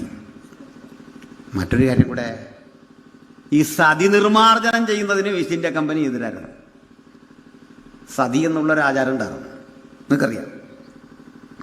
എന്തായിരുന്നു സതി എന്നറിയണ്ടേ? ഭർത്താവ് മരിച്ചാൽ ഭാര്യ ചിതയിൽ ചാടി മരിക്കണം. ഈ സതിയുടെ പേര് പറയുമ്പോൾ നിങ്ങളുടെ മനസ്സിലേക്ക് രാജാറാം മോഹൻ റോയുടെ പേര് ഓർമ്മ വരും. നമ്മൾ ഓർക്കാത്ത ചില പേര് ഞാൻ അങ്ങോട്ട് പറയാം. സതി എന്ന ദുരാചാരം ഇന്ത്യ മഹാരാജ്യത്ത് ശക്തിപ്പെട്ട് നടക്കുക. വിധവകളെ ഈ മരിച്ച മനുഷ്യൻ്റെ ബോഡിയോട് ചേർത്ത് പച്ചമുളകൾ കീറി തലങ്ങും വിലങ്ങും വച്ച് വള്ളിക്ക് വരിഞ്ഞ് മുകളിൽ ചിരട്ടയും തീയും ഒക്കെ ഇട്ട് നെയ്യുരുക്കി ഒഴിച്ചിട്ട് മന്ത്രതന്ത്രാദികൾ അകമ്പടിയോടെ തീ കൊടുത്ത് കത്തിക്കുക. ഈ കുട്ടിയുടെ കരച്ചിൽ പോലും പുറത്ത് കേൾക്കാൻ പാടില്ല. അങ്ങനെയാണ്. ഈ വിധവ എന്നൊക്കെ കേട്ടപ്പോൾ നമ്മുടെ ചർച്ചിലുമൊക്കെ ചില പ്രായമുള്ള സഹോദരിമാർക്ക് ഉണ്ടല്ലോ, ഭർത്താവ് മരിച്ച്, നമ്മൾ ഇവരെ പെട്ടെന്ന് സങ്കല്പിക്കുന്നത്. പക്ഷെ ഇത് 12-13 വയസ്സുള്ള പെങ്കൊച്ച, അന്നത്തെ വിധവ. എന്തായിരിക്കും കാര്യം? 85 വയസ്സുള്ള കാരണവരെ 1, 2, 3, 4 വേളി കഴിക്കും. അതിലൊരു മിക്കപ്പോഴും കൊച്ചുകുട്ടിയായിരിക്കും. 10-12 വയസ്സുള്ള കൊച്ചിനെയാ 85 വയസ്സുള്ള കാരണവർ വിവാഹം കഴിക്കുന്നു. അപ്പം ഞാൻ തമാശയായിട്ട് പറയാറുണ്ട്, മിക്കപ്പോഴും ഈ കല്യാണം കഴിഞ്ഞ് വരുന്ന വരവിൽ സന്തോഷം കാരണം അറ്റാക്ക് വന്ന് ഈ കാരണവർ മരിക്കും. ചില ആളുകൾ അങ്ങനെ സന്തോഷം കൂടിയാൽ മരിച്ചു കേട്ടോ, അത് വേറൊരു കാര്യം. അത് കൺട്രോൾ ചെയ്യണം. ദുഃഖം പോലെ വലുതാ, അമിതമായി സന്തോഷം കൂടിയാ. ഒരു സഹോദരി തന്നെ ഒരിക്കൽ വളരെ നാളുകൾ കാത്തിരുന്ന് പ്രാർത്ഥിച്ച് അവർക്ക് അന്യഭാഷ കിട്ടി. അടുത്ത ആഴ്ച സഭായോഗത്തിന് സാക്ഷ്യം പറഞ്ഞു, ഞാൻ ആത്മാവിൽ അന്യഭാഷകളിൽ ദൈവത്തെ ആരാധിച്ചതോടെ എൻ്റെ സകല വേദനയും കഷ്ടപ്പാടും ഒക്കെ മാറി എനിക്ക് നിത്യത. ഒത്തിരി കഥകളെല്ലാം പറഞ്ഞിട്ട് പറഞ്ഞു, ഞാൻ ഈ ലോകത്തെ തന്നെ വെറുത്തു. എൻ്റെ കർത്താവിനുള്ള തീവ്ര സ്നേഹം, ആ സ്നേഹത്തിൻ്റെ ആധിക്യത്തിൽ എനിക്ക് പിടിച്ചു നിൽക്കാൻ പറ്റുന്നില്ല, ഞാൻ ആത്മഹത്യ ചെയ്യാൻ പോവാം. ഇങ്ങനെയൊക്കെയുള്ള സൈസുകളുണ്ടെന്ന്. പക്ഷെ എന്തോ ഇപ്പം ചെയ്യുന്നു? ഇതുപോലെ ഇവർക്ക് സന്തോഷം കൂടിക്കഴിഞ്ഞാൽ എന്ത് ചെയ്യുന്നൊരു പിടിയില്ല. അങ്ങനെയാണ് ആ വിധവമാരുണ്ടായി. ഈ വിധവമാരി ചിലർ പിടികൊടുക്കാതെ ഓടി രക്ഷപ്പെടും. ഇവരെ പിടിച്ച് കെട്ടിക്കൊണ്ട് ഇങ്ങനെ കത്തിക്കും. ഇത് നേരിട്ട് കണ്ട ആളാ വില്യങ്കേരി. കയറി അവിടെ ചെന്ന് കെഞ്ചി പറഞ്ഞു, കത്തിക്കല്ലേ. ആരും കേട്ടില്ല. സായിപ്പ് പോ, അദ്ദേഹം വിട്ടില്ല. നിരന്തരം ബ്രിട്ടീഷ് ഗവൺമെന്റിന് കത്തയച്ച് ഇന്ത്യയിൽ നടക്കുന്ന ദുരാചാരങ്ങളെ ചൂണ്ടിക്കാട്ടി ഒരു കമ്മീഷനെ വെച്ച് പഠിക്കാൻ. കമ്മീഷൻ ഇന്ത്യയിൽ വന്ന് തെളിവെടുപ്പ് നടത്തുമ്പോൾ ഈസ്റ്റ് ഇന്ത്യ കമ്പനി പറഞ്ഞത് അങ്ങനെയൊക്കെ ശരിയാ, പക്ഷെ നമ്മളിപ്പോൾ ഈ ആചാരം മാറ്റാൻ പോയി കഴിഞ്ഞാലേ കച്ചവടം നടക്കാൻ വരും, ആളുകൾ അളവും തൊടല്. പക്ഷെ വില്യങ്കരി മടുത്തില്ല. ഈ അപേക്ഷ തുടർന്നുകൊണ്ടേയിരുന്നു. വില്യങ്കരിക്കൊരു ജോലി ഉണ്ടായിരുന്നു. ബ്രിട്ടീഷുകാരുടെ കത്തുകൾ ബംഗാളി ഭാഷയിലാക്കുന്ന പരിഭാഷകനായിരുന്നു അദ്ദേഹം. ഒരു ദിവസം കമ്പിത്തപാൽ ഓഫീസിൽ നിന്നൊരു ടെലഗ്രാം വന്നിരിക്കുന്നു. ഒട്ടിച്ച് വായിക്കുമ്പോൾ ഒന്നറിയണ്ടേ, ബെന്റിം പ്രഭുവിൻ്റെ ഓർഡറാ, അത് ബംഗാളി ഭാഷയിലാക്കണം, ഇംഗ്ലീഷിൽ. ബെന്റിം പ്രഭു ആകുന്ന ഞാൻ എൻ്റെ അധീനതയിൽപ്പെട്ട ബ്രിട്ടീഷ് ഇന്ത്യയിലെ അതിൻ്റെ കേന്ദ്രഭരണ പ്രദേശങ്ങളിലും ആ ബ്രിട്ടീഷ് ആധിപത്യത്തിന് കീഴിലുള്ള സ്ഥലങ്ങളിൽ സതി എന്നു പേരുള്ളൊരു ദുരാചാരം നടക്കുന്നതായി എൻ്റെ ശ്രദ്ധയിൽപ്പെട്ടിരിക്കുന്നു. ഭർത്താവ് മരിച്ചാൽ ഭാര്യയെ ചിതയിലേക്ക് വീഴാൻ പ്രേരിപ്പിക്കുകയോ പഠിപ്പിക്കുകയോ പ്രേരിപ്പിക്കുകയോ ചെയ്യുന്ന ആളുകൾക്ക് കൊലക്കുറ്റം ചുമത്തി കേസെടുക്കും. ശാശ്വതമായി സതി നിരോധിച്ചു. പൊട്ടിക്കരഞ്ഞുകൊണ്ടാണ് കയറി ആ കമ്പി സന്ദേശം ജീവിതത്തിലേക്ക് ഏറ്റുവാങ്ങിയത്. ഇന്ന് പ്രാർത്ഥിച്ചു തുടങ്ങുന്ന പലതിനും ഇപ്പോൾ മറുപടി കിട്ടിയില്ല എന്ന് വരാം. 10 വർഷങ്ങൾക്കപ്പുറത്ത് പ്രാർത്ഥിച്ചിട്ട പ്രാർത്ഥനയുടെ ഉത്തരം കാലമേറെ കഴിഞ്ഞപ്പോൾ സ്വന്തം കൺമുമ്പിൽ കാണാൻ ഭക്തന് ദൈവം കൃപ കൊടുത്തെങ്കിൽ, ഹല്ലേലൂയ, ഇന്ത്യ മഹാരാജ്യത്തെ നവീകരിക്കുന്നതിൽ, മാറ്റിമറിക്കുന്നതിൽ വില്യങ്കേരിയും പണ്ഡിതരമായും നമ്മുടെ നാട്ടിലേക്ക് വന്ന അനുഗ്രഹീതരായ ബെഞ്ചമിൻ ബെയ്ലിയും ഒക്കെ വഹിച്ച പങ്ക് വളരെ വലുതാണ്. ഇന്ത്യയിൽ ഗവൺമെന്റിന് സ്വന്തമായി ഒരു കലാലയമുണ്ടാകും മുമ്പ് കലാലയങ്ങൾ ആരംഭിച്ചുകൊണ്ട്, കോളേജ് ആരംഭിച്ചുകൊണ്ട് പരിവർത്തനത്തിന് തുടക്കം കുറിച്ച അതിശ്രേഷ്ഠ മാർഗത്തിന്റെ പേരാ സുവിശേഷം. ഈ സുവിശേഷകർ ഇന്ത്യ മഹാരാജ്യത്തിൽ വന്നിട്ട് 80 ഭാഷയിൽ 80 ഇന്ത്യൻ ഭാഷയ്ക്ക് നിഘണ്ടുക്കൾ ഉണ്ടാക്കി കൊടുത്തു. 80 ഭാഷയിൽ 125-ലധികം ഭാഷയിൽ വ്യാകരണ പുസ്തകങ്ങൾ ഉണ്ടാക്കി കൊടുത്തു. ഇത് നമ്മളൊക്കെ ഈ പുസ്തകം കൊണ്ട് വഴിയരികിൽ നിന്ന് പ്രസംഗിക്ക് പറയാ, നിർത്തിയിട്ട് പോകാൻ നിന്നെ മനുഷ്യനാക്കിയ പ്രത്യയശാസ്ത്രമായത്. മാനവികത ഉയർന്ന ചിന്ത, ഇന്ത്യക്ക് കൊടുത്ത, ലോകത്തിന് കൊടുത്ത മഹത്തരമായ ആശയമായി ഇത് സാഹോദര്യത്തിന്റെ ഉയർന്ന ബോധം. മനസ്സിലായോ? അന്നും ബ്രാൻഡി അടിച്ചവനും ഒക്കെ ഉണ്ടാവും, സായിപ്പ് കൊണ്ട് കൊടുത്തൊക്കെ കുടിച്ചു കാണും. സായിപ്പ് ഇത് മാത്രമല്ലല്ലോ കൊണ്ടുവന്നേ. ക്ഷമിക്കണം, വാസ്തവത്തിൽ നമ്മളിടുന്ന പാൻറ്റും ഈ ട്രൗസറും, നിങ്ങൾ തുറന്നു പറഞ്ഞു ക്ഷമിക്കല്ലേ, നമ്മളിടുന്ന ഇന്നത്തെ തരത്തിലെ അടിവസ്ത്രം പോലും പാശ്ചാത്യമാണ്. അനമ്പുള്ള ശ്രുതിയൊക്കെ ഇളങ്കുളം കുഞ്ഞൻ പിള്ള എഴുതിയ കേരളത്തിൻ്റെ ഇരുളടഞ്ഞ ഏടുകൾ എന്ന ഗ്രന്ഥം പരിശോധിക്കണം. വേണ്ട MGS നാരായണനോ മലയാളത്തിൽ ഏതെങ്കിലും ആധികാരിക ചരിത്രകാരന്മാരുടെ ഗ്രന്ഥം പരിശോധിക്കണം. ഇതൊക്കെ കൃത്യം ഉത്തരമുണ്ട്. ക്ഷമിക്കണം, ഞാൻ ചരിത്രത്തിൽ ഒരു 1ാം ക്ലാസ് ബിരുദാനന്തര ബിരുദാരിയാണ്. അതുണ്ടെന്ന് പറയാൻ വേണ്ടിയല്ല, കൃത്യമായി പഠിച്ചിട്ടറിഞ്ഞ മനസ്സിലാക്കിയ കാര്യങ്ങൾ അടിത്തറയിൽ നിന്നുകൊണ്ട് മാത്രമാണ് സംവാദം നടത്തുന്നത്, ഈ ചർച്ചകളിൽ പങ്കെടുക്കുന്നത്. ഞാനറിഞ്ഞ ബൈബിളും യേശുക്രിസ്തുവും ഞാനറിഞ്ഞ സുവിശേഷവും കാലാധിപത്യമായ സന്ദേശമാണെന്ന് തെളിയിക്കാൻ ആ പഠിച്ച ലോകചരിത്രത്തിന്റെ അടരുകളിലൂടെ മാത്രം സഞ്ചരിച്ചാൽ മതി. ലോകത്തിന്റെ പല മണ്ഡലങ്ങളിൽ ഈ പുസ്തകം ഇടപെട്ട മനുഷ്യരാശിക്ക് എന്തെല്ലാം മാറ്റമുണ്ടായി. ആധുനിക വൈദ്യശാസ്ത്രം, നിങ്ങൾക്ക് പക്ഷെ കണ്ടിട്ടുണ്ടാകും, ഞങ്ങൾ നിരീശ്വരന്മാരായിട്ടുള്ള ആളുകളുമായി നടത്തുന്ന ചർച്ച. അതിലൊരു മഹാൻ പറയുന്നത് ക്രിസ്ത്യാനിത്വം ശാസ്ത്രത്തിനെതിരാണ്. നീ ഏത് ലോകത്താണ് ജീവിക്കുന്നത്? നിങ്ങൾക്കറിയണ്ടേ? ആധുനിക ലോകത്തിന് മഹത്തരമായ ശാസ്ത്രസത്യങ്ങൾ വിശകലനം ചെയ്ത് പഠിപ്പിച്ച ശാസ്ത്രജ്ഞന്മാരിൽ മഹാഭൂരിപക്ഷം ആളുകളും ഈ ബൈബിളിൻ്റെ അനുവാചകരാണ്. കോവിഡ് കാലത്തെ സമൃദ്ധമായ നമ്മളെല്ലാം ഭക്ഷണം കഴിച്ചു. എങ്ങനെയാണെന്നറിയണ്ടേ?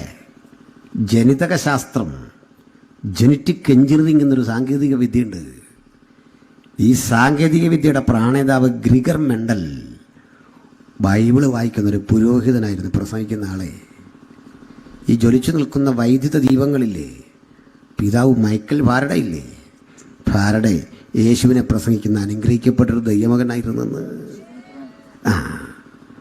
ഇനി കേൾക്കണം, ലോ ഓഫ് ഗ്രാവിറ്റി ഉണ്ടല്ലോ, അതിൻ്റെ പ്രാണേതാവായ സർ ഐസക് ന്യൂട്ടൺ ഉണ്ടല്ലോ. ന്യൂട്ടൺ കേവലം ഒരു വിശ്വാസിയല്ല, ബൈബിളിലെ വെളിപ്പാട്, ദാനിയേൽ പ്രവചനങ്ങൾ പഠിച്ച് അതിന് വ്യാഖ്യാനം ചമച്ച ഒരു ബൈബിൾ പണ്ഡിതൻ കൂടിയായിരുന്നു സർ ഐസക് ന്യൂട്ടൺ. രക്ഷാനിർണയം പ്രാപിച്ച് യേശുവിൻ്റെ പുനരാഗമനം കാത്തിരുന്നൊരു മഹാരഥൻ. തീർന്നില്ല, വൈദ്യശാസ്ത്രത്തിന് ലഭിക്കാവുന്ന, ഒരു നല്ല വൈദ്യശാസ്ത്ര ചിന്തകന് ലഭിക്കാവുന്ന പരമാവധി ബഹുമാനത്തിന്റെ പേരാണ് നൊബൽ പ്രൈസ്. അത് കരസ്ഥമാക്കിയ ആളുകളുടെ എണ്ണമെടുത്താൽ 65% പേരും ഈ ബൈബിളിന്റെ പ്രാണേതാക്കളായിരുന്ന, ബൈബിളിന്റെ വക്താക്കളായിരുന്ന ജൂതന ക്രിസ്ത്യാനിയാണ്. ഇനി നിരീശ്വരന്മാരുടെ പെർസെന്റ് കേൾക്കണോ? നോബൽ സമ്മാനം കിട്ടിയ 9% താഴെയാണ്. അത് ശാസ്ത്രത്തിനൊന്നുമല്ല, സാഹിത്യത്തിനാണ്, കഥ എഴുതിയതിനൊക്കെ കിട്ടി. അത് ചെറുതായിട്ടൊന്നും ഞങ്ങൾ കാണുന്നില്ല. പക്ഷെ 9% ദാരിദ്ര്യത്തിലേക്ക് താഴെ നിൽക്കുന്ന നിങ്ങൾ, 70% നിൽക്കുന്ന ഞങ്ങളെ ശാസ്ത്രം പഠിക്കാൻ വളർന്നിട്ടില്ല. വളരുമ്പോൾ പറയാം, അന്നേരം വന്നാൽ മതി. മനസ്സിലായില്ലേ? ക്ഷമിക്കണം, എൻ്റെ ഒരു ആധികാരികത കൊണ്ട് പറയുന്ന ഇത്. ഞാനൊരുത്തനോട് ചോദിച്ചു, ഈ പരിണാമ സിദ്ധാന്തം ഉണ്ടല്ലോ, അതനുസരിച്ച് മനുഷ്യൻ പരിണമിച്ച് എന്നുള്ള രീതിയിലായി എന്നല്ലേ? ഇനിയിപ്പോൾ ഒരു ചെറിയ പാപഭാരം കിടന്ന് നമ്മുടെ തലമുണ്ട കേൾക്കുന്നുണ്ടായി. കുരങ്ങ് പരിണമിച്ച് മനുഷ്യനായി എന്ന് പരിണാമവാദം ഒന്നും പഠിപ്പിക്കുന്നില്ല. നമ്മൾ പാസുമാരും അച്ഛന്മാരൊക്കെ ഉണ്ടാക്കിയെന്നാണ്. അല്ലെന്ന് നിങ്ങളാ ഉണ്ടാക്കിയേ. ഇതിന് ഞങ്ങളുടെ തലമുണ്ട വെക്കുന്നേ. നിങ്ങൾക്ക് തന്നെ നാണക്കേടായിട്ട് തോന്നിയല്ലേ? എങ്ങനെ ഉണ്ടായത് ഞാൻ പറയാം. സ്കൂളിൽ പഠിക്കുമ്പോൾ ഒരു കുട്ടിക്കുരങ്ങ്, അല്പം കൂടെ പൊക്കമുള്ള കുരങ്ങ്, ഈ പടം കണ്ടിട്ടില്ലാത്ത ആരെങ്കിലും ഉണ്ടോ പാഠപുസ്തകത്തിൽ? പിന്നൊരു ഗോറില്ല, നിയാണ്ടർത്താൽ, ഹോമോസാപ്പിയൻസ്, ആധുനിക മനുഷ്യൻ. ഇങ്ങനെ പടം വരച്ച് കുഞ്ഞുങ്ങളുടെ മനസ്സിൽ ഈ സാധനം കയറ്റി വെച്ച ആരാ? നമ്മുടെ സിലബസിലെല്ലാം ഉണ്ടായിരുന്ന പണ്ട്. ശരിയാണോ? കുരങ്ങ് പരിണമിച്ച് മനുഷ്യനായി സൺഡേ സ്കൂളിൽ പഠിപ്പിച്ചല്ല നമ്മൾ. കലാലയം മുഴുവൻ അധ്യാപകർ പഠിപ്പിച്ചു വെച്ച കാര്യം ഇപ്പോൾ അബദ്ധമായും തോന്നിട്ട് തിരുത്താൻ വരിക. അപ്പം ഞാൻ ചോദിച്ചൊരു ചോദ്യം ഇത്രേ ഉള്ളൂ. നീ കുരങ്ങോ എന്തേലും ആയിക്കോട്ടെ. പരിണമിച്ച് ഈ രൂപത്തിലെത്തി. ന്യൂട്ടൻ്റെ 3-ാം ചലന നിയമം അനുസരിച്ച് എല്ലാ ആക്ഷനും ഈക്വൽ ആൻഡ് ഓപ്പോസിറ്റ് ഒരു റിയാക്ഷൻ ഉണ്ട്. തിരിച്ച് നമ്മൾ എന്നാ പഴയ പോലെ കുരങ്ങനാകുന്നതെന്ന് ചോദിച്ചല്ലെങ്കിൽ ആ പരമാണു ആകണമല്ലോ, അമീബ ആകണമല്ലോ. അതിൻ്റെ പ്രോസസ്സൊന്നും ന്യൂട്ടൻ്റെ 3-ാം ചലന നിയമം അനുസരിച്ച് ഒന്ന് വിശദീകരിക്കാൻ പറഞ്ഞപ്പോൾ ഒരുത്തൻ എന്നോട് പറയുക, ഇയാളൊരു അഹങ്കാരിയാണെന്ന് എനിക്ക് വന്നപ്പോൾ മുതൽ തോന്നിയതാണ്. ഞാൻ അഹങ്കാരിയായതല്ല, എൻ്റെ ചോദ്യം. നാളെയാണല്ലോ ഉത്തരം പറഞ്ഞാൽ മതി, സമയം പോലെ അവസരം പോലെ പറഞ്ഞാൽ മതി, വിട്ടേക്കാം. അപ്പോഴും 3 BA ബൈബിളും ബ്രാൻഡിയും വയനറ്റും കൊടുത്തല്ല മാറ്റിയേ. ചില ആൾ പറയും ഇന്ന് പഞ്ചാബിലും ബീഹാറിലും ഛത്തീസ്ഗഡിലും ഒക്കെ നമ്മൾ വളരുന്ന കേട്ടിട്ട് പറയാണ് പാൽപ്പൊടി കൊടുത്തിട്ടാണ്. കേരളത്തിൽ പണ്ട് നമ്മളെല്ലാം പാൽപ്പൊടി കഴിച്ചിട്ടാണ് ഈ രൂപത്തിലെത്തിയെന്ന്. നമ്മുടെ ആ കൈവെട്ട് മാഷൊരു മാഷിൻ്റെ കൈവെട്ടില്ല, മാഷ് പോലും പറയുന്നത് കിട്ടും. എനിക്കത് കേട്ടപ്പോൾ അദ്ദേഹം മലയാളം മാഷാണ്, ചരിത്രം അറിയാത്തില്ല, അപാകതയാണ്. അദ്ദേഹം പറയാണ്, മാഷ് പറയാണ്, പൂർവികരെയൊക്കെ ഇങ്ങനെ പാൽപ്പൊടി കൊടുത്ത് മതം മാറ്റി. ഇപ്പം ചരിത്രം പഠിക്ക്. ഇന്ത്യയിലെ ക്രൈസ്തവ സഭയെക്കുറിച്ചുള്ള ഏറ്റവും പൗരാണികമായ എഴുത്ത് അത് ഇന്ന് ഇന്നലെയുള്ള 2-ാം നൂറ്റാണ്ടിൻ്റെ ആരംഭം മുതലുള്ള ക്രൈസ്തവ സഭയെക്കുറിച്ചുള്ള കണക്ക് രേഖാമൂലം നമ്മുടെ മുമ്പിലുണ്ട്. എടി വിപ്ചിപൂറൊക്കെ പോട്ടെ, അത് മുതലുള്ള ഇങ്ങോട്ടുണ്ടെന്ന് ചരിത്രം പഠിക്കണം. ഞാൻ നീട്ടണില്ല അവിടെ. പാൽപ്പൊടി കൊടുത്തു എന്നൊക്കെ പറയുമ്പോൾ ഒരു കാര്യം കൂടെ, ഒരു വശത്ത് പറയും ഇന്ത്യ ഭയങ്കര മഹത്തര പാരമ്പര്യമായിരുന്നു, അതിനൊത്തിരി പാരമ്പര്യങ്ങളുടെ ബൃഹത്തായ അടരുകളുണ്ട്, അന്നത്തെ മനുഷ്യന് ഭയങ്കര കപ്പാസിറ്റി ആയിരുന്നു, ഭയങ്കര കഴിവായിരുന്നു, ചിന്തകന്മാരുടെ നാടായിരുന്നു. ഇതെല്ലാം പറഞ്ഞിട്ട് അവസാനം പറയാ പാൽപ്പൊടി കൊടുത്ത് മാറ്റിയെന്ന്. എടാ, പാൽപ്പൊടി കട്ടുമ്പോൾ മാറുന്ന മാറ്റം ആ ചിന്തകനെങ്കിൽ അത് പോട്ടെന്ന്, അവൻ ചിന്തകനല്ല. നോക്കണേ, ഇത്രയും മഹത്തായ പാരമ്പര്യമുള്ള രാജ്യത്തെ പാൽപ്പൊടി മൂക്കിക്കളഞ്ഞു എന്ന് പറയുമ്പോൾ എന്തൊരു പാരമ്പര്യം മനസ്സിലാവുന്നില്ല. ചിലപ്പോഴൊക്കെ ആൾ പറയണ്ട നമ്മൾ പണം കൊടുത്ത് ആളുകളെ മാറ്റുന്നു. എന്നാൽ നിങ്ങൾക്ക് അറിയാത്തൊരു കാര്യം പറയാം. ഞങ്ങളൊരാളെ സ്നാനപ്പെടുത്തുമ്പോൾ ആ മുങ്ങുന്നവനൊരല്പം പൈസ വണ്ടിക്കൂലി തരാറുണ്ട്. ശരിയല്ലേ? അത് മേടിച്ചിട്ട് ഇതേ മിണ്ടായിരിക്കുന്നു. സാമ്പാസുമൊക്കെ എന്തിനായി മിണ്ടായിരിക്കുന്നത്? സത്യം സമ്മതിക്കും. മനുഷ്യൻ്റെ അടുത്ത് ഒരു വണ്ടിക്കൂലി തരികയല്ലേ അവർ? നിയമമൊന്നും ഉണ്ടായിട്ടല്ല, അയാൾക്കറിയാം പാസൊക്കെ വീട്ടിൽ പോകണല്ലോ എന്ന് ഓർത്ത് വണ്ടിക്കൂലി തരുന്ന. ഇന്നുവരെ ഈ രഹസ്യം ആരും പറഞ്ഞിട്ടില്ല. ഞാനാ ഇത് ആദ്യം പറഞ്ഞത് ഉപദേശി. ഇവിടെ ഒരുത്തരും അങ്ങോട്ട് പണം കൊടുത്തേ ഈ സുവിശേഷം അടിച്ചേൽപ്പിക്കേണ്ട ഗതികേട് വന്നിട്ടില്ല. രക്ഷയ്ക്കായി കാക്ഷിക്കുന്നവനെ ഞാൻ അതിലാക്കുമെന്ന് പറഞ്ഞ ചങ്കുറപ്പുള്ള ദൈവത്തെയാ ഞങ്ങൾ ആരാധിക്കുന്നത്. പിതാവ് ആകർഷിച്ചിട്ടല്ലാതെ ഒരുവനും യേശുവിനെ അനുഗമിക്കില്ല എന്ന് വാക്ക് തെറ്റിക്കാത്തവൻ പറഞ്ഞ അലംഘനീയമായ വാക്കിന്റെ മുമ്പിലാണ് ഞങ്ങൾ നിൽക്കുന്നത്. രാവേറെയായി ഞങ്ങൾ അധ്വാനിച്ചു, ഒന്നും കിട്ടിയില്ല എന്ന് പരിഭവം പറഞ്ഞപ്പോൾ, ഈ ഞാൻ പറയുന്നിടത്ത് വലയിറക്കാൻ പറഞ്ഞപ്പോൾ വല കീറുമാറാകും വിധം ആത്മാക്കളെ കണ്ട് തൃപ്തിയടയാൻ ഉയരത്തിലെ അനുഗ്രഹം പ്രാപിച്ചവന്റെ സന്തതി പരമ്പരകളിൽപ്പെട്ട ആത്മാഭിമാനമുള്ള ദൈവമക്കളെ ഓർത്ത് ഞാൻ ദൈവത്തെ സ്തുതിക്കുന്നു. അതതിൻ്റെ ചരിത്രം, അതതിൻ്റെ വസ്തുത.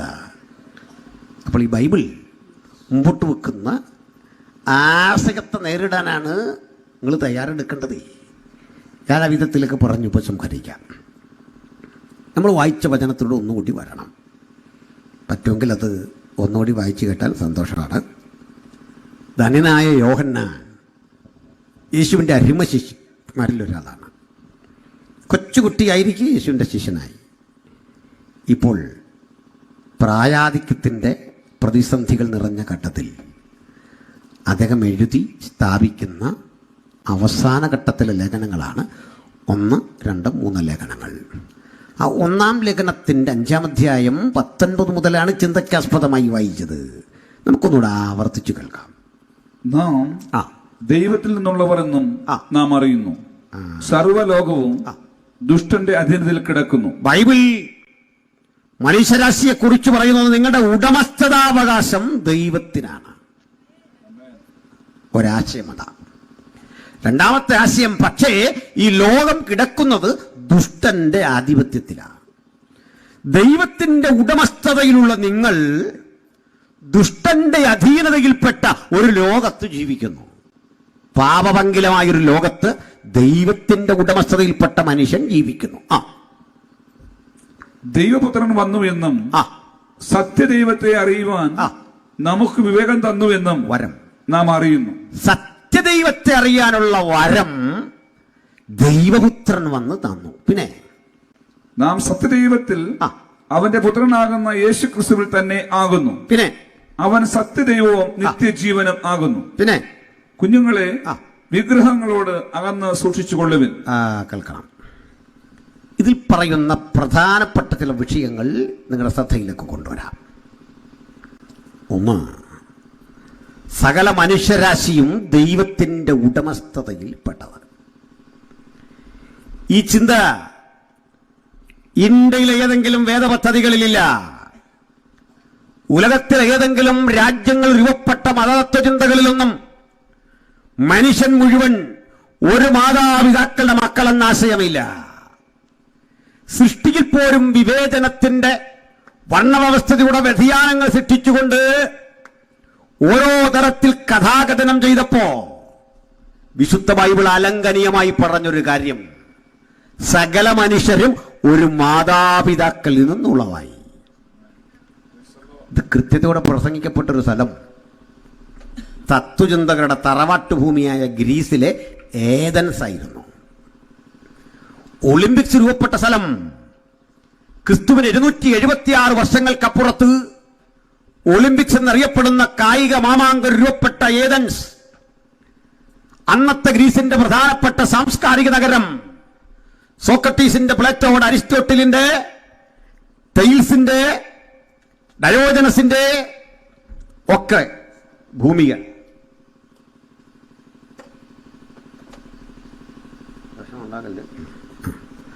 ഞാൻ ഈ പരിസരമൊക്കെ ഇങ്ങനെ നോക്കിയാണ് നിൽക്കുന്നത്.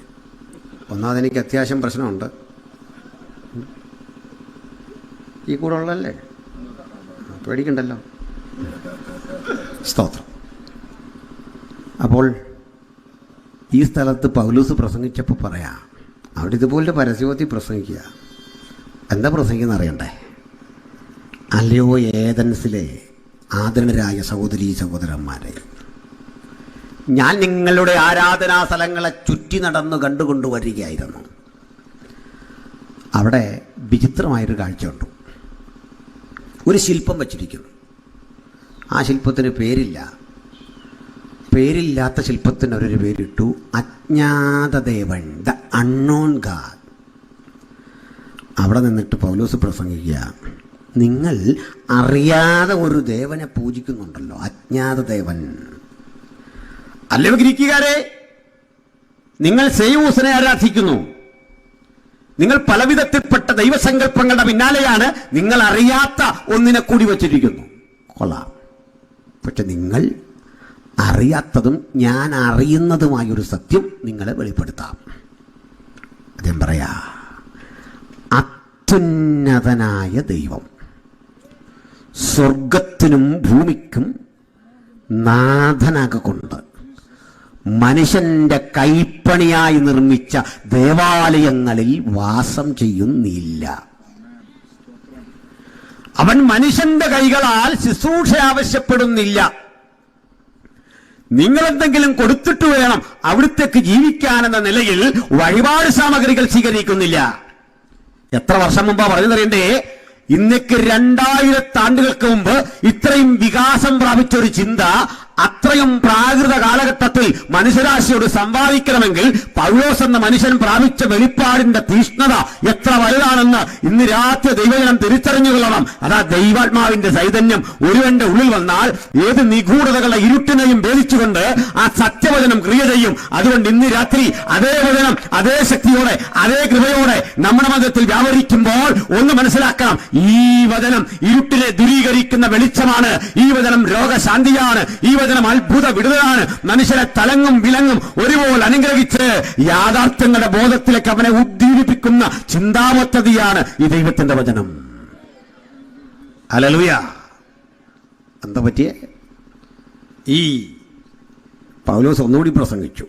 അവിടുന്ന് ഭൂതലത്തിലെങ്ങും കൂടിയിരിക്കാൻ ഒരുത്തനിൽ നിന്ന് മനുഷ്യജാതിയൊക്കെ ഉളവാക്കി അവരുടെ നിവാസത്തിന് അതിരുകളും കാലങ്ങളും നിശ്ചയിച്ചു.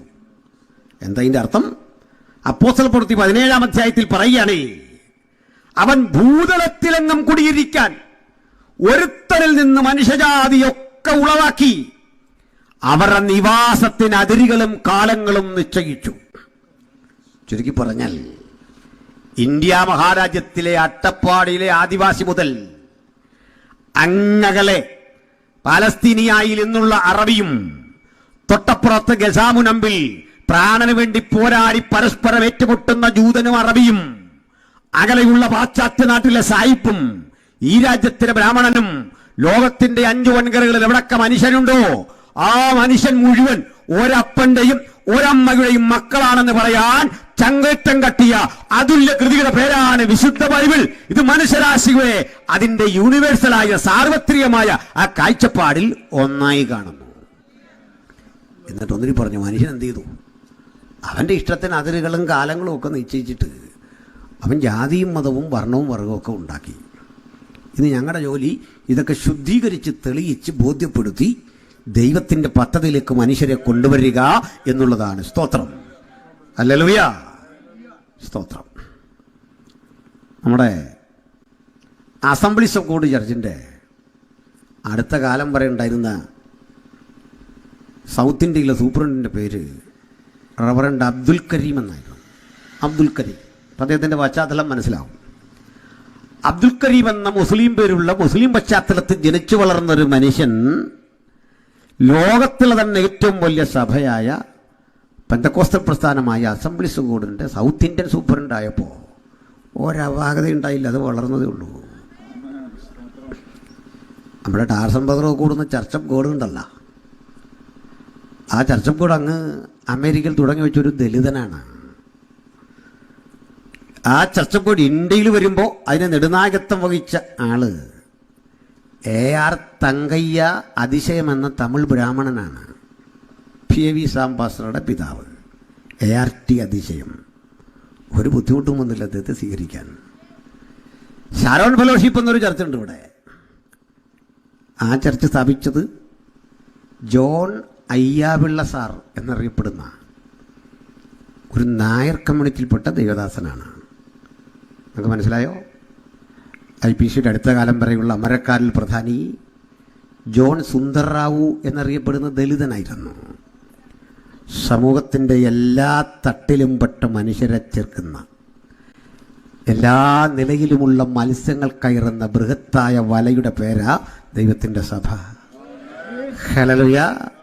ക്രിസ്തുവിൽ എന്നാകുന്ന ഉറച്ച ബോധത്തോടെ മനുഷ്യരാശിയുടെ സ്നേഹത്തിന്റെ സാർവത്രികതയിലേക്ക് അത് നയിക്കുക.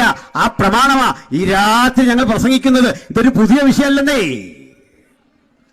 ലോകത്തിന്റെ 5 വൻകരകളിലും കഴിഞ്ഞ 2000 ആണ്ടായി ഞങ്ങൾ ഉയർത്തിക്കാട്ടുന്ന സുവിശേഷത്തിന്റെ മകനീയ സത്യം അത് തന്നെയാ. അപ്പൊ അത് പഠിപ്പിച്ചു. നാം എല്ലാം ദൈവത്തിന്റെ മക്കൾ. പക്ഷെ ഒരു കുഴപ്പമുണ്ട്, ലോകം പക്ഷേ ദുഷ്ടന്റെ അധീനതയിൽ. ഇതിൻ്റെ കൺട്രോൾ ദുഷ്ടനാണെന്ന്. എന്താ പറഞ്ഞതിൻ്റെ അർത്ഥം? ഈ ഭൂമിയിൽ ഭരണാധികാരികളും മുഖ്യമന്ത്രിയും പ്രധാനമന്ത്രിയും ഐക്യരാഷ്ട്രസഭയൊക്കെ ഉണ്ടെങ്കിലും ഒരദൃശ്യ ശക്തി ഈ പ്രപഞ്ചത്തെ ഭരിക്കുന്നുണ്ട്. ഇരുട്ടിൻ്റെ ആത്മാക്കൾ ഈ പ്രപഞ്ചം മുഴുവൻ സഞ്ചരിക്കുന്നുണ്ട്. അവരാ തിന്മ ജയിക്കുന്നത്. ലോകം തിന്മയുടെ സർവാധികാരത്തിലാണ്. ഈ തിന്മയുടെ പേരാ പാപം. ആ പാപത്തിന്റെ കാരണഭൂതനെയാണ് ബൈബിള് സാത്താൻ പിശാച് എന്നൊക്കെ പറയുന്നത്. അതിലേക്ക് കൂടി ഒന്ന് വരണം. ബൈബിളിന് മാത്രമേ മനുഷ്യരാശിയുടെ ഉത്ഭവം എന്നതുപോലെ പിശാചിൻ്റെ ഉത്ഭവത്തെക്കുറിച്ചും പറയാൻ പറ്റിയിട്ടുള്ളൂ. ഈ പിശാച് എന്ന പദം പഴയ നിയമത്തിലില്ലട്ടാ. അവിടെ ഉള്ളത് സാത്താൻ എന്നാണ്. വാസ്തവത്തിൽ ഈ സാത്താൻ എന്ന പദം മലയാളമല്ല, ഹീബ്രു ആണ്, എബ്രായാണ്. ആ പദത്തിൻ്റെ അർത്ഥം തടസ്സം നിൽക്കുന്ന ആൾ എന്നാണ്. പിശാച് എന്ന പദത്തിൻ്റെ അർത്ഥം അപവാദി. ഇത് കേൾക്കുമ്പോൾ ഓർക്കും, ഈ ഡിജിറ്റൽ യുഗത്തിൽ ഒരു ഉപദേശിക്കുന്നതുകൊണ്ട് പറയുക പിശാച് സാത്താൻ എന്തുകൊണ്ടോ ഇതൊക്കെ കളയാറായില്ലേ. ഞങ്ങളൊക്കെ പണ്ടേ കളഞ്ഞു, പക്ഷെ നീ രക്ഷപ്പെടാനായി പറഞ്ഞിരുന്നത് കേട്ടോ. ഇതില്ല, ഇങ്ങനൊന്നും ഇല്ല എന്ന് പറഞ്ഞവൻ ഈ കൺവെൻഷൻ വിട്ട് പോകുമ്പോൾ ബൈക്ക് ഓടിച്ചാൽ പോകുന്നെങ്കിൽ ആ പോകുന്ന വഴിക്കൊരു 3-4 തവണ തിരിഞ്ഞു നോക്കും. യോഗം കഴിഞ്ഞേ ഇതുവഴി അങ്ങോട്ട് നടന്നു പോകുന്ന ഒരുത്തനെ ഒറ്റപ്പെട്ട് കഴിഞ്ഞാൽ, കൂട്ടുകാരൻ അടുത്ത വഴിക്ക് പിരിഞ്ഞു കഴിഞ്ഞാൽ ഒരു 3-4 തവണ ഇങ്ങനെ നോക്കും. ഒരു 3-4 തവണ. നീ ആ ഭയപ്പെട്ട ശക്തിയുടെ പേരാ പിശാച്. അത് ഈ അന്തരീക്ഷ മണ്ഡലത്തിലെല്ലാം ഉണ്ടെന്ന്, പിന്നെ ഇവിടൊക്കെ തങ്ങി നിപ്പുണ്ടെന്ന്. നമ്മുടെ ശബ്ദം കിട്ടും, നമ്മളെ കണ്ടും സകല മനുഷ്യരെയും നോക്കി ഇങ്ങനെ നിപ്പുണ്ട്. കഴിയുമെങ്കിൽ മനുഷ്യനെ കൊണ്ട് തെറ്റ് ചെയ്യിക്കാൻ അവനിങ്ങനെ കൂടെ നടപ്പുണ്ട്, പക്ഷെ കാണത്തില്ല. എന്താ കാണാത്തതെന്നറിയണ്ടേ? ദൈവം അത് നമ്മളിൽ നിന്നങ്ങ് മറച്ചു, മനുഷ്യൻ പേടിക്കാതിരിക്കാൻ. എന്നാലും ചില മനുഷ്യർ കണ്ടിട്ടുണ്ട്, കാണത്തില്ലേ? കണ്ടിട്ടുള്ളവരുണ്ട്. ചിലർ ദേഹം പെരുത്ത് കയറുന്നു, പേടിക്കണ്ട, രക്തത്തിൽ ആശ്രയിച്ചു. അല്ലേ, ഞാൻ പ്രാർത്ഥിക്കപ്പോൾ വിടുതലാണ്. ഞങ്ങൾ ഈ രാത്രി സഞ്ചാരികളെ, ഇതൊന്നും ഞാൻ ഈ അടുത്ത കാലത്ത് അതുവരെ ഒറ്റയ്ക്കുള്ള യാത്രയാണ്. അപ്പോൾ പേടിയില്ല എന്ന അഭിമാനപുരസരം പറയാൻ കാരണം നമ്മുടെ ശരീരത്തിൽ ഒരു ദിവ്യൌഷധം പ്രവർത്തിക്കുന്നുണ്ട്. ഇതൊക്കെ വന്നാൽ നീ പോ, ഇത്രേ ഉള്ളൂ. സാത്താനെ കണ്ട പോ എന്ന് പറയാൻ പാകത്തിനുള്ള അധികാരം നമ്മൾ മുകളിൽ നിന്ന് പ്രാപിച്ചിട്ടുണ്ടല്ലേ. ഹല്ലേലൂയ, സ്തോത്രം. അതുകൊണ്ടാണ് മറച്ചു വെക്കും, എങ്കിലും ചില ഘട്ടങ്ങളിൽ കാണാം. സ്തോത്രം. ഈ കാണരുതെന്ന് ദൈവം ആഗ്രഹിച്ചെന്തുകൊണ്ടാ? മനുഷ്യനൊക്കെ ഭയന്നു പോകുന്നു, ഭയപ്പെട്ടു പോകുന്നു. കൂടുതൽ ഈ സാത്താനില്ല എന്ന് പറയുന്ന മനുഷ്യരാണ് ഭയരഹിതരായി രാത്രിയിൽ ദുർസ്വപ്നങ്ങൾ കണ്ടും മറ്റു പല വിധത്തിലും സാത്താനില്ലെന്ന് പറയുന്ന നിരീശ്വരം പോലും ഭയപ്പെട്ടാ ജീവിക്കുന്നത്. അറിയാതെ ഏലസൊക്കെ അവൻ കെട്ടിയിട്ടുണ്ട്, ആരെയും കാണാതെ പോയിട്ട്. അങ്ങനെയുള്ള കക്ഷികളെ നമുക്കറിയാം. പോട്ടെ, ദൈവം ഇല്ലെന്ന് പറയുന്നവരും ഇങ്ങനെയുണ്ട്. പക്ഷെ ടെൻഷൻ കയറുമ്പോൾ പ്രാർത്ഥനയ്ക്ക് വിളിക്കും നമ്മളെ. ഭയങ്കര പ്രതിസന്ധി, ദൈവവും ഇല്ല, പിശാചുമില്ല, ഇതൊക്കെ ചുമ്മാ പറയുന്നതാണെന്നേ. പക്ഷെ ടെൻഷൻ കയറുമ്പോൾ രാത്രിക്കൊരു വിളിയാ, ഒന്ന് പ്രാർത്ഥിക്കണേ. അപ്പം സാത്താനെ മറച്ചു വെച്ചു, നമ്മളിത് അറിയരുതെന്ന്. എന്നാൽ ചിലരിത് അറിഞ്ഞിട്ടും മനഃപൂർവ്വം ഇവനെ ഒന്ന് അറിയാൻ ശ്രമിക്കും. എനിക്കൊന്ന് അറിയണം, അതെന്താ? വചനം പറഞ്ഞു അങ്ങനെ സാത്താൻ്റെ ആഴങ്ങൾ അറിയരുത്, അവനെക്കുറിച്ച് അറിയാൻ പോകരുതെന്ന് നമുക്ക് വിലക്കിയ കാര്യമാണ്. അത്യാവശ്യം അറിവിനകത്ത് തന്നിട്ടുണ്ട്, അതിനപ്പുറത്തേക്ക് അറിയാൻ പോകരുത്. അതിനപ്പുറത്തെ അറിവിലേക്കുള്ള അന്വേഷണമാണ് മന്ത്രവാദം. മനസ്സിലായോ? അപ്പുറത്തെ അന്വേഷണം. സൈക്കോളജിയൊക്കെ ഒരു തലം വിട്ട് കഴിഞ്ഞാൽ ഇതൊക്കെ തന്നെയാണ് സംഭവിക്കുന്നത് കേട്ടോ. പാരാസൈക്കോളജിയൊക്കെ കൊണ്ട് ഒരു തലം വിട്ടുകഴിഞ്ഞാൽ മനുഷ്യൻ അതീന്ദ്രിയങ്ങളായ ഇത്ര ആത്മാക്കളുമായിട്ടൊരു കണക്ഷൻ വരുമെന്ന്. ചിലതുപോലെ തന്നെ മരിച്ചുപോയ മനുഷ്യനെക്കുറിച്ചും ധരിക്കും. ആദ്യം ഒരു കാര്യം ഉറപ്പിച്ചു, മനുഷ്യൻ മരിച്ചു കഴിഞ്ഞാൽ അവൻ്റെ ആത്മാവ് പിശാചൊന്നും ആകത്തില്ല. മനസ്സിലായോ? അങ്ങനെ ആകത്തില്ലെന്ന് പേടിക്കണ്ട, അത് വ്യക്തമാക്കാനുള്ള ശ്രദ്ധിക്കണം. മരിച്ച മനുഷ്യന്റെ ആത്മാവിങ്ങനെ പറന്ന് പ്രപഞ്ചത്തിലൂടെ സഞ്ചരിച്ച് ആരുടെയെങ്കിലും ശരീരത്തിൽ വന്ന് കയറി, ഞാൻ തങ്കപ്പനാ, ഞാൻ ചിറ്റപ്പനാ, ഇങ്ങനൊക്കെ പറഞ്ഞാൽ അതിലൊരു ശരിയുണ്ട്, ഒരു തെറ്റുമുണ്ട്. തെറ്റ് പറയാം, അത് തങ്കപ്പനല്ല. തങ്കപ്പനി ഉടനെ ഒന്നും പൊങ്ങുകയില്ല, അന്ത്യന്യായവിധിക്ക് പൊങ്ങത്തേ ഉള്ളൂ. മനസ്സിലായില്ലേ? ആത്മാവല്ല. അയാളെ കൊണ്ട് വല്ലതും കെട്ടിവെച്ചെന്നോ എങ്ങാണ്ട് കൊണ്ട് കുടിയിരുത്തിയെന്നോ ഒന്നും പറഞ്ഞാൽ വിശ്വസിക്കില്ലേ. അതിന് കുറേ കാര്യങ്ങളൊക്കെ പറഞ്ഞിട്ട് ആ പുള്ളി കാശും മേടിച്ചുകൊണ്ട് പോയി. പിന്നെ ഇതെന്താ സംഭവം? നിങ്ങളും ഞാനും ഒക്കെ ജീവിച്ചിരിക്കേ, നമ്മുടെ ശബ്ദം, നമ്മുടെ ശൈലി, നമ്മുടെ രീതി ഒക്കെ ഇങ്ങനെ അനുകരിച്ച് ദുരാത്മാക്കൾ ഇതുവഴി സഞ്ചരിക്കുന്നുണ്ട്. അവറ്റകൾ ഞാൻ മരിച്ചാൽ എൻ്റെ രൂപത്തിലും ഭാവത്തിലും ഞാനുമായി ഒരു ബന്ധമില്ലെങ്കിലും ഞാനാണ് എന്ന അവകാശ രൂപേണ വരും. മക്കളും വേണ്ടപ്പെട്ടവർക്കും അച്ഛൻ വന്നല്ലേ, പപ്പ അല്ലേ, കയറിയോ എന്ന് പറഞ്ഞ് ഹൃദയം വിട്ടുകൊടുക്കും. കയറുന്ന നമ്മളല്ല, മറ്റവനാ, ഞാനുമായിട്ടൊരു ബന്ധമില്ല. പിടികിട്ടിയോ? അപ്പോഴാ ഞങ്ങളൊക്കെ ചെന്നിട്ട് പറയും, ഇതാരാ ഈ പുള്ളിൽ വ്യാപരിക്കുന്നേ? നീ കുറെ ചേഷ്ടയൊക്കെ കാണിച്ചല്ലോ, കൈകിട്ട്. അത് കൈകിട്ടുന്നുണ്ടല്ലേ, മുട്ടയിലിരിക്കുക. ആരാ നീ? ഇന്നതാന്നൊക്കെ പറയുമ്പോൾ അടുത്തൊരു കാര്യം, ഇതിനെക്കൊണ്ട് അധികം സംസാരിപ്പിക്കരുതെന്നാണ്. ഭൂതത്തെ ഇറക്കുന്ന ചില പുള്ളികൾക്ക് ഇത് അറിയത്തില്ല. അവർ വെളുക്കുന്നിടം വരെ അതിനോട് സംസാരിച്ചുകൊണ്ടിരിക്കും. നമ്മളോടൊന്നും മിണ്ടാത്ത വാസന്മാരും ഇതിനോട് വെളുക്കുന്നിടം വരെ സംസാരിച്ചുകൊണ്ടിരിക്കും. ഇതിൻ്റെ പേര് ഇമെയിൽ ID, ഇതെല്ലാം ഇങ്ങനെ. ഇതിനകത്തൊരു കളിപ്പീരുണ്ട്, എന്താണെന്നറിയണ്ടേ? ഈ പിശാച് ഇങ്ങനെ സംസാരിച്ച് ഈ മനുഷ്യനെ തെറ്റിക്കുന്ന എങ്ങനെ? നമ്മളൊരു 3-4 പേരിങ്ങനെ നിൽക്കുകയാണെങ്കിൽ പറയും അതിലൊരു കള്ളനുണ്ടെന്ന് പറയും. ചുമ്മാതായിരിക്കും, ചിലപ്പോൾ നേരുമായിരിക്കും. നമ്മൾ ആ പാവം മനുഷ്യനെ തെറ്റിദ്ധരിക്കും.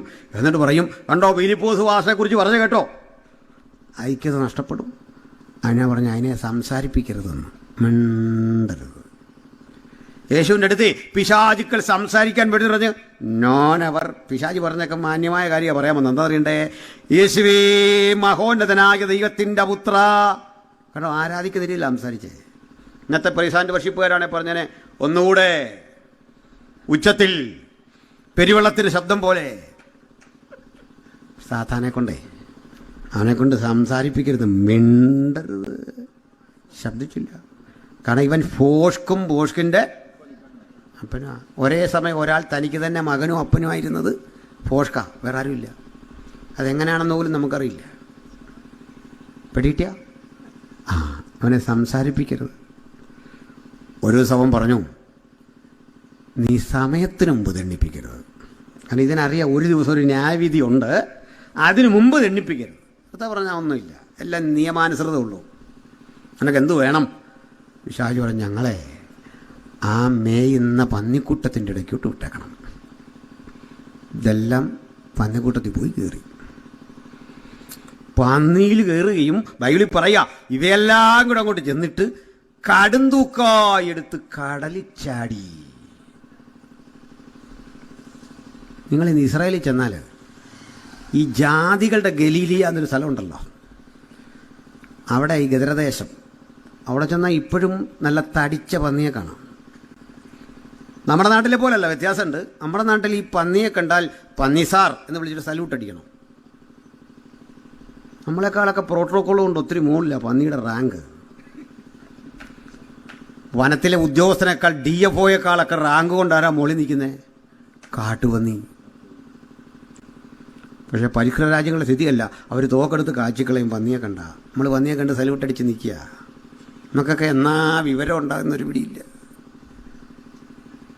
മനസ്സിലായോ? നമ്മളാ നികുതി അടച്ച് ഉദ്യോഗസ്ഥരെല്ലാം തെറ്റിപ്പോരുന്നല്ല, പന്നിയല്ല. മാസാമാസം മന്ത്രി ഇവരെല്ലാം ഒപ്പിട്ട് മേടിക്കുന്ന ശമ്പളം നമ്മുടെ നികുതിപ്പണോ അല്ല, പന്നി കൊടുത്ത പൈസ ഒന്നുമല്ല, ആന കൊടുത്തൊന്നുമല്ല. ഒരുത്തനോട് പറയും ആനയും പന്നിയും കൂടി പ്രകൃതിയെ, ഞാൻ വഴി പോയി വേറെ വല്ലവരോടും പറയാൻ പറഞ്ഞു. ആനയും പന്നിയായി പ്രകൃതി നശിപ്പിക്കുന്നത്. ഏതെങ്കിലും ആന ആവശ്യത്തിനുള്ള കരിമ്പ് പറിച്ച് തിന്നുകയാണോ? ആ കാട് മുഴുവൻ കളയുക. മനുഷ്യനിങ്ങനാണോ? മനുഷ്യനുള്ളതുകൊണ്ടാണ് ഈ പ്രപഞ്ചം നിൽക്കുന്ന, പന്നിയും മൃഗമൊന്നും ഉള്ളതുകൊണ്ടല്ലെന്ന്.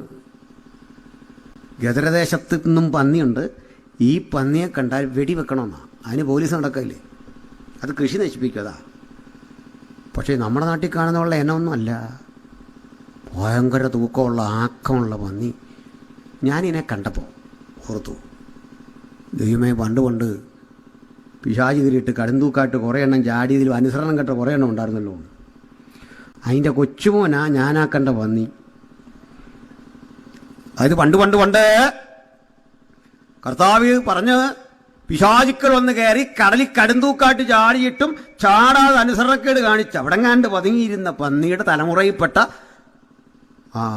ഇളം തലമുറയിലെ ഏതാണ്ട് ന്യൂജൻ എന്നൊക്കെ നമ്മൾ പറയല്ലോ, ഈ ടൈപ്പ് എന്നത്തെയാ കണ്ടേ? മനസ്സിലായില്ലല്ലേ? ഇത്രയും മനസ്സിലാക്കിയാൽ മതി. സന്തോഷം പോയോ? ഇച്ചിരി സന്തോഷം പോകട്ടെ. അപ്പോൾ പിശാചുകൾ എന്താണെന്നറിയാനാ? എവരോട് പറഞ്ഞു മിണ്ടരുത്, മിണ്ടിപ്പോലെ ശാസിച്ചു. ഇതാ പിശാച്. പിന്നെ ഉത്ഭവം ബൈബിളിൽ പറയുന്നുണ്ട്. പണ്ട് ആൾ ഡീസൻ്റ് ആയൊരു കാലം ഉണ്ടായിരുന്നു. ലൂസിഫർ എന്നവനെ വിളിക്കുന്നത്. ഇംഗ്ലീഷ് വിളിക്കലൊക്കെ ഓ മോർണിംഗ് സ്റ്റാർ. മലയാളം ബൈബിളിൽ അരുണോദയപുത്രനായ ശുക്ര നീ വെട്ടേറ്റ് നിലത്ത് വീണത് എങ്ങനെ? വിശദീകരിച്ച് ഒത്തിരി പറയാനുണ്ട്, നമ്മൾ അങ്ങോട്ടൊന്നും പോകുന്നില്ല. പ്രിയപ്പെട്ടവരെ, നന്നായി ദൈവത്തെ ആരാധിച്ചു വന്നിരുന്ന ദൈവദൂതഗണങ്ങളിൽ ഒരു ഗ്രൂപ്പ് ലൂസിഫർ എന്നൊരു ക്യാപ്റ്റന്റെ നേതൃത്വത്തിൽ തകർന്നുപോയി. അവരുടെ സൃഷ്ടിയെപ്പറ്റി എസെക്കിയേൽ 28 അധ്യായത്തിൽ പറയുക, നിന്നെ തീർത്ത നാളിൽ നിന്നിലുള്ള തടങ്ങളുടെയും കൂടുകളുടെയും പണി പൊന്നുകൊണ്ടുള്ളതായിരുന്നു. മറക്കുന്ന കെരൂബേ, നിന്നെ ഞാൻ ദേവപർവ്വതത്തിൽ ഇരുത്തിയിരുന്നു. പക്ഷെ നിന്റെ അന്തരംഗം സാഹസം കൊണ്ട് പുളഞ്ഞു. നീ ഹൃദയത്തിൽ പാപം നിരൂപിച്ചു. ഞാൻ ദൈവത്തോട് സമനാകും. എൻ്റെ സിംഹാസനം അത്യുന്നതിൻ്റെ സിംഹാസനത്തിൻ്റെ ഒപ്പം വെക്കും. ഉത്തരദിക്കിൽ സമാഗമ പർവ്വതത്തിന് മീതെ ഞാൻ ഇരുന്നരുളും എന്നല്ലോ നീ ഹൃദയത്തിൽ പറഞ്ഞത്. അന്ന് പുറത്താക്കിയ ദൂതഗണങ്ങളാണ് പിശാചുക്കളായി മാറിയത്. ആ സാത്താൻ ഈ ഭൂമിയെ അധീനപ്പെടുത്തി. അധീനപ്പെടുത്തി വെറുതെ അധീനപ്പെടുത്തിയല്ല. നമ്മുടെ പൂർവികനായ ആദം പാപം ചെയ്തപ്പോൾ ഏകമനുഷ്യനാൽ പാപവും പാപത്താൽ മരണവും ലോകത്തിൽ കടന്നു. ആ മനുഷ്യൻ പാപിയായി തീർന്നോടുകൂടി ഭൂമി മുഴുവൻ പാപമംഗലം. ചില പറയാറുണ്ട്, അന്ന് തന്നെ ദൈവം ഒരാട്ടും കുഞ്ഞിനെ യാഗം കഴിച്ചു. അതിൻ്റെ തോല് കൊണ്ട് ആദമിനെ ഹവ്വയെ ഉടുപ്പിച്ചു. ഞാൻ ചോദിച്ചു, പിന്നെ യേശു വരുന്നത് എന്തിനാ? പിതാവ് ആടിനെ അന്ന് തന്നെ യാഗം കഴിച്ച്. അപ്പം എന്നോട് പറഞ്ഞാൽ അതിനകത്ത് തെളിവുണ്ട്. എന്താ തെളിവ്? യഹോവയായ ദൈവം തോല് കൊണ്ടൊരു ഉടുപ്പുണ്ടാക്കി ആദമിനെ. ഞാൻ പണ്ട് CBIയിലായിരുന്നു ജോലി. കാരണം ഈ തോല് കണ്ട് ചൂഹിച്ചു പോവാന്ന് യാഗം നടന്നെന്ന്. ബൈബിളിലില്ലതൊന്നും. ഇല്ലാത്ത കഥയൊന്നും ബൈബിളിൽ ചേർത്ത് വെക്കരുത്. യാഗം നടന്നേ പച്ചക്ക് എഴുതാൻ നാണമായിരുന്നു. മോശ നാണിച്ചു പോയോ? അത് എഴുതണ്ടെന്ന് ഓർത്തു. അവിടെ യാഗമൊന്നും നടന്നില്ല. വചനം പറയുന്നത് എന്താ? പാവങ്ങളുടെ പരിഹാരത്തിന് ഒറ്റ യാഗമേ ഉള്ളൂ. ഒറ്റ യാഗം. അത് പുത്രൻ്റെ രക്തമാണ്. ആട്ടുകുട്ടന്മാരുടെ രക്തത്തിന് പാപപരിഹാരം വരുത്തുവാൻ കഴിവുള്ളതല്ല. പാപിയായ മനുഷ്യനെ പാപഭംഗിലമായ ജീവിതത്തിൽ അധപ്പതിക്കപ്പെട്ടു പോയ ലോകത്ത് അവന്റെ തേജസ് നഷ്ടപ്പെട്ടു, ദൈവകൃപ നഷ്ടപ്പെട്ടു. അവനെ പുനരുദ്ധരിക്കുക എന്നതാണ് ബൈബിളിന്റെ പദ്ധതി. ഞാനിങ്ങനെ പറഞ്ഞ് ബോധ്യപ്പെടുത്താം. അതായത് ആദ്യ മനുഷ്യനായ ആദം ഒരു മനുഷ്യന്റെ പരമാവധി തികവുള്ള ആളായിരുന്നു. ഒരു മനുഷ്യൻ അത്രയും പൂർണ്ണനാകാം, അത്രയും പൂർണ്ണത ആദമിനും ഹവ്വയ്ക്കൊക്കെ ഉണ്ടായിരുന്നു. ഒരു സവിശേഷത നമ്മൾ ബൈബിൾ വായിക്കല്ലോ. ആദം 930 വയസ്സുള്ളവനായി മരിച്ചു. 930 വയസ്സ്. ആ പ്രാണനെ താലോചിച്ച് മിണ്ടാതാക്കിയ പെട്ടെന്ന്. അപ്പോൾ 930 വയസ്സ് ആദമിനുണ്ടെങ്കിൽ ആദമിൻ്റെ 1 വയസ്സ് കണക്ക് കൂട്ടുന്നത് എവിടുന്ന? 2 വയസ്സ്. 5 വയസ്സുള്ള ആദമിനെ കണ്ടാറിലും 10 വയസ്സുള്ള ആദം ഓമന തിങ്കൾ കിടാവോ ആ ആദമിനെ നമ്മൾ കാണുന്നില്ല. +2 പഠിക്കുന്ന ആദമിനെ കാണുന്നില്ല, പ്രായക്കാരനെ കാണുന്നില്ലെന്ന്. നമ്മൾ കാണുന്ന ആദം കല്യാണപ്രായമെത്തി. ഇതിൻ്റെ അർത്ഥം എന്താണെന്നറിയണ്ടേ? എന്താണ് ഈ പ്രായം? കാലം നമ്മളെ ആക്രമിക്കുന്നതിൻ്റെ പേരാണ് പ്രായം. ഞാൻ നമ്മുടെ സാംബാസെ വർഷങ്ങൾക്ക് മുമ്പ് കണ്ടു. കഴിഞ്ഞിടയ്ക്കും കണ്ടായിരുന്നു. സാംബാസ് എന്നെ നോക്കിയിട്ട് പറയുകയാണ്, ആകപ്പാടെ അങ്ങ് ക്ഷീണിച്ചല്ലോ, തലയൊക്കെ നിറച്ചല്ലോ, എന്തോ പറ്റി? നമുക്കൊരു സങ്കടമൊക്കെ വരും. പുരുഷന്മാർക്ക്, സ്ത്രീകൾക്ക് അങ്ങനെ വരാറില്ല. സ്ത്രീകൾ അങ്ങനെ വന്നാൽ തന്നെ ഉടനെ കേട്ടിരിക്കുന്ന ആളുകൾ പറയും, എൻ്റെ ചെറുപ്പത്തിൽ എന്നെ ഒന്ന് കാണണമായിരുന്നു. പിന്നെ എന്തോ ഒരു അത്യാവശ്യമാണ് ചെറുപ്പത്തിൽ പോയി അവരെ കാണാൻ. ചെറുപ്പത്തിൽ ആർക്കെങ്കിലും പോയി ഇവരെ കാണാൻ പറ്റിയില്ലെന്നുള്ള ഉറപ്പുകൊണ്ടാ ഇത്ര ഉറപ്പോടെ പറഞ്ഞല്ലേ. എനിക്കിത് കേൾക്കുമ്പോൾ ഒരു വിഷമം. പ്രായമായി തലനരച്ചു. അത് മാറാനൊരു വഴിയുണ്ട്. ഒറ്റമൂലി. നമ്മളോട് ഈ പറഞ്ഞ സാംബാസിനെ തിരിച്ചൊന്ന് നോക്കിയാൽ മതി. 10 വർഷം മുമ്പ് ഞാൻ കാണുമ്പോഴും എങ്ങനെ ഇരുന്നെന്ന് എനിക്കറിയാം. അടിമുടി ഒരു നോട്ടം നോക്കിയിട്ട് എന്ത് ചെയ്യാം, നമ്മുടെ ആ വിഷമം മാറും. ഞാനിങ്ങനെ പ്രതിസന്ധിയൊക്കെ അതിജീവിക്കുന്നു. ഒരു ടിപ്പ് പറഞ്ഞാൽ എന്നാട്ടാ. അപ്പോഴേ പ്രായം എന്ന് പറഞ്ഞാൽ എന്താ? കാലം ആക്രമിച്ചെന്നു. അപ്പോൾ ഒരു കുഞ്ഞ് ബർത്ത്ഡേ ആഘോഷിക്കുമ്പോൾ ഓർത്തോണം, നമ്മൾ മരണത്തോട് 1 വർഷം കൂടെ അടുത്തുന്നു. ഞാനിത് ശരിക്കും എൻ്റെ വീട്ടിൽ പറഞ്ഞ ശേഷം മക്കൾ ബർത്ത്ഡേ ആഘോഷിക്കുന്നതിൽ ഭയങ്കര വൈമുഖ്യമാണ് കാണിക്കുന്നത്. ഈ അങ്കിൾ വന്നുകൊണ്ട് ഒത്തിരി ഗുണമായില്ലേ പല വീട്ടിലും.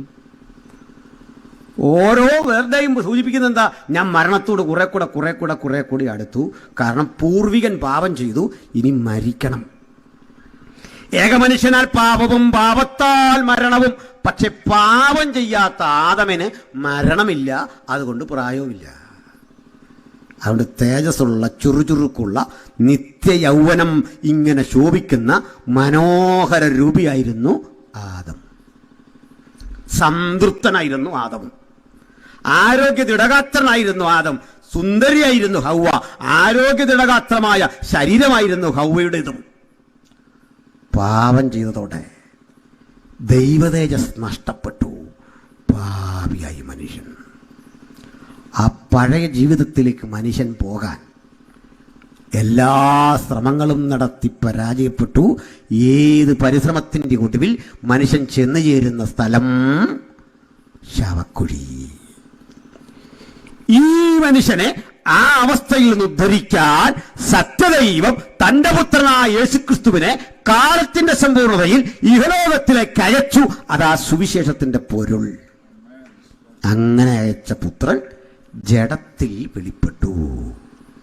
പുത്രൻ ജഡത്തിൽ വന്നെന്ന് ശരീരമെടുത്തു വന്നു, നമ്മുടെ ഇടയിൽ പാർത്തു. ഇതാ സുവിശേഷം. ഇപ്പം ചിലർ ചോദ്യം ചോദിക്കും, ദൈവത്തിന് പുത്രനോ? അതിൻ്റെ പുത്രനുണ്ടായി എന്ന് പറഞ്ഞാൽ മോശം കാര്യമാണോ? അല്ല. ആ ദൈവപുത്രൻ്റെ പ്രത്യേകതയുണ്ട്. അവൻ ജനിച്ചവനല്ല, അവനില്ലാതിരുന്ന കാലമില്ല, ഇല്ലാതിരിക്കുന്ന കാലമില്ല. കാരണം നിത്യപുത്രൻ. വീണ്ടും ഒരു പേരുണ്ട്, നിത്യപിതാവ്. നിങ്ങൾ ഞാനുമൊക്കെ കുട്ടികളുടെ പിതാവാണ്. ശരി, വ്യത്യാസം നിത്യപിതാവല്ല. 10, 26, 27 വയസ്സായപ്പോഴാണ് നമ്മൾ പിതാവായത്, അല്ലേ? പക്ഷെ പിതാവ് നിത്യരാകണമെങ്കിൽ, നിത്യപിതാവെന്ന പേരൊരാൾക്ക് കിട്ടണമെങ്കിൽ പിതാവ് എന്നുണ്ടോ അന്ന് മുതൽ പുത്രനും ഉണ്ടാകണം. ഒരാൾ പുത്രൻ നിത്യനാണെന്ന് പറഞ്ഞാൽ പിതാവ് എന്നുണ്ടോ അന്ന് മുതൽ പുത്രനും ഉണ്ടായിരിക്കണം. മനസ്സിലായോ? പരിശുദ്ധാത്മാവിനെ വിളിക്കും നിത്യാത്മാവ്. പിതാവ്, പുത്രൻ, പരിശുദ്ധാത്മാവ്. 3 പേഴ്സൺസ് ഇൻ 1 എസൻസ്. ഒരു ദൈവം, പിതാവ്, പുത്രൻ, പരിശുദ്ധാത്മാവ് എന്നിങ്ങനെ 3 വ്യത്യസ്ത അളവുകളിൽ, വ്യത്യസ്ത വ്യക്തിത്വങ്ങളിൽ വിരാജിക്കുന്ന അതുല്യതയുടെ പേരാണ് പരിശുദ്ധ ത്രിയേകത്വം. ആ ത്രിയേകത്വത്തിൽ പിതാവ് പുത്രനെ നമ്മുടെ ഇടയിലേക്ക് നമ്മിലൊരുവനെ പോലെ അയച്ചു. അവിടുന്ന് വന്ന് നമ്മുടെ പാപങ്ങളെ സ്വന്തം ജീവിതത്തിലേക്ക് ഏറ്റെടുത്ത് നമ്മളെ പരിശുദ്ധരാക്കി, നമ്മളെ പാപനിബിഡമായ ഈ ശരീരത്തിൽ നിന്ന് വിടുവിച്ചു. ആ വാഗ്ദത്തമാണ് സുവിശേഷം തരുന്നത്. ഇതൊഴികെ ഒരു വഴിയും രക്ഷയ്ക്കില്ല. രക്ഷയ്ക്ക് പലവിധ വഴികൾ തിരയുന്ന മനുഷ്യരെ നോക്കിയിട്ട് ഈ ലേഖനത്തിന്റെ ഒടുവിൽ പറയാ, എന്റെ കുഞ്ഞുങ്ങളെ, നിങ്ങൾ വിഗ്രഹങ്ങളോട് അകന്നുകൊള്ളി. ഹല്ലേലൂയ. ഇപ്പൊ ചില ആളോട് നമ്മൾ സംസാരിച്ച, അപ്പൊ ക്രൈസ്തവ സമൂഹത്തിലെ ചിലയിടങ്ങളിലും ഈ വിഗ്രഹാരാധന ഉണ്ട്.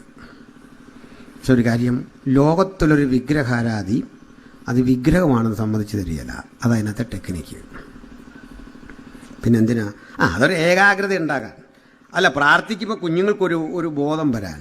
എടാ, പച്ചയ്ക്ക് ഇതിൽ എഴുതി വെച്ചിരിക്കുക, മീതെ സ്വർഗത്തിൽ, താഴെ ഭൂമിയിൽ, ഭൂമിക്ക് കീഴെ സമുദ്രത്തിൽ, പാതാളത്തിൽ നിന്റെ സ്പർശമെത്തുന്ന, നിന്റെ ദർശനമെത്തുന്ന ഒരിടത്തും കാണുന്ന ഒരു രൂപത്തെയും ഉണ്ടാക്കരുത്. എനിക്ക് വളരെ ബഹുമാനമുള്ള ഒരു പുരോഹിത ശ്രേഷ്ഠൻ പറഞ്ഞു, നിങ്ങൾ ഹോരേബിൽ വെച്ച് ഒരു രൂപവും കണ്ടില്ല, അതുകൊണ്ട് ഉണ്ടാക്കരുതെന്ന പഴയ നിയമത്തിൽ. അപ്പം രൂപമൊന്നും കാണാത്തവരുണ്ടാക്കരുത്, കണ്ടവരത് ഉണ്ടാക്കുമെന്ന്. എന്തോ ഒരു ലോജിക്കാണ്, നിങ്ങളൊന്ന് ആലോചിച്ച് നോക്കി. അതിന് കാരണമുണ്ട്, പറയാം. ഈ പാമ്പും വടിയക്കിനെയൊക്കെ ആരാധിക്കുന്ന ക്രൈസ്തവ സമൂഹങ്ങളിൽ ചിലരുണ്ടല്ലോ. അതിനർത്ഥം മോശ പിച്ചള സർപ്പത്തെ ഉണ്ടാക്കി. അല്ലെങ്കിൽ ഇതേ ബൈബിളിൽ തന്നെ പറഞ്ഞു കെരൂബുകളെ വാർത്തുണ്ടാക്കാൻ. കെരൂബുകൾ എന്താണെന്ന് അറിയാഞ്ഞിട്ടാ. പെട്ടകത്തിന് മുമ്പിൽ 2 കെരൂബുകളെ വാർത്തുണ്ടാക്കണം.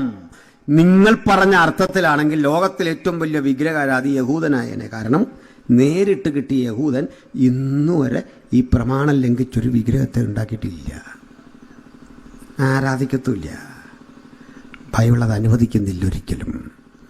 പ്രപഞ്ചനാഥൻ, വിശ്വേശ്വരൻ, സകലത്തിനും കാരണഭൂതൻ, ഒരു വാക്കിനാൽ സകലത്തെയും ഉളവാക്കിയവൻ, ആ ദൈവത്തെ നിങ്ങൾ ഇങ്ങനെ പരിമിതപ്പെടുത്തരുത്. അപ്പോസ്തലപ്രവൃത്തി 17 പറയുക, അവൻ സ്വർഗത്തിനും ഭൂമിക്കും നാഥനാകൊണ്ട് മനുഷ്യന്റെ കൈപ്പണിയായ ഒരു മന്ദിരത്തിലും വാസം ചെയ്യുന്നില്ല.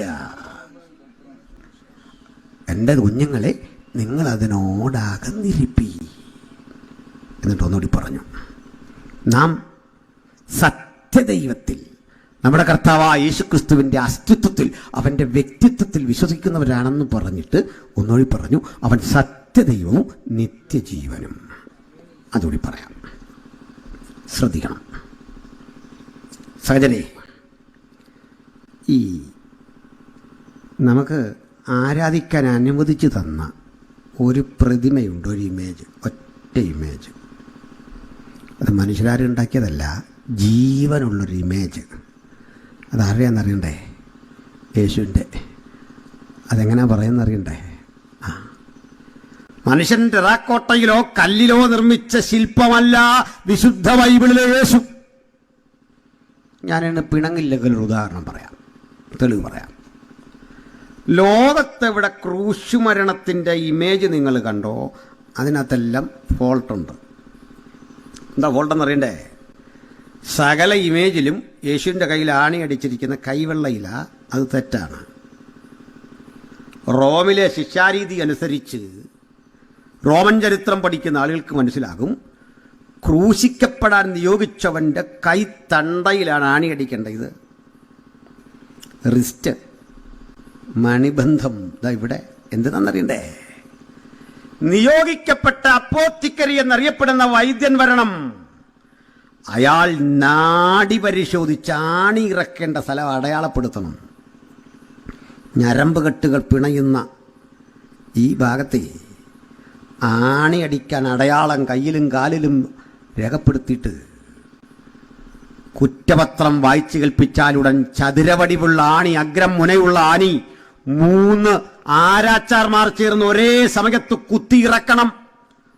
മുഴുവൻ ചോരയും വാർന്നു എന്നുറപ്പായാലുടൻ ഈ ആണി ഒന്ന് തിരിക്കും, ഞരമ്പ് കെട്ടുകൾ സ്ട്രക്കാകും, പിന്നെ രക്തോട്ടമില്ല.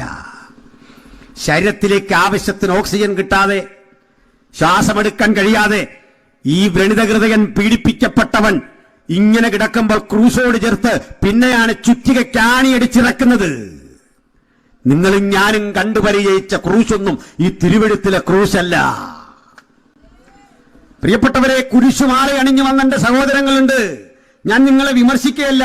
പക്ഷേ സ്വർണ്ണനിർമ്മിതമായ ആ കുരിശുമാല നോക്കുമ്പോൾ യേശു കർത്താവ് നിങ്ങളെ നോക്കിട്ട് പറയും, ഇത്രയും വിലപിടിപ്പുള്ള ഒരു കുരിശിൽ കിടന്ന് മരിക്കാൻ പോലും ഭാഗ്യം ലഭിക്കാത്ത ഒരുവനാണ് ഞാൻ.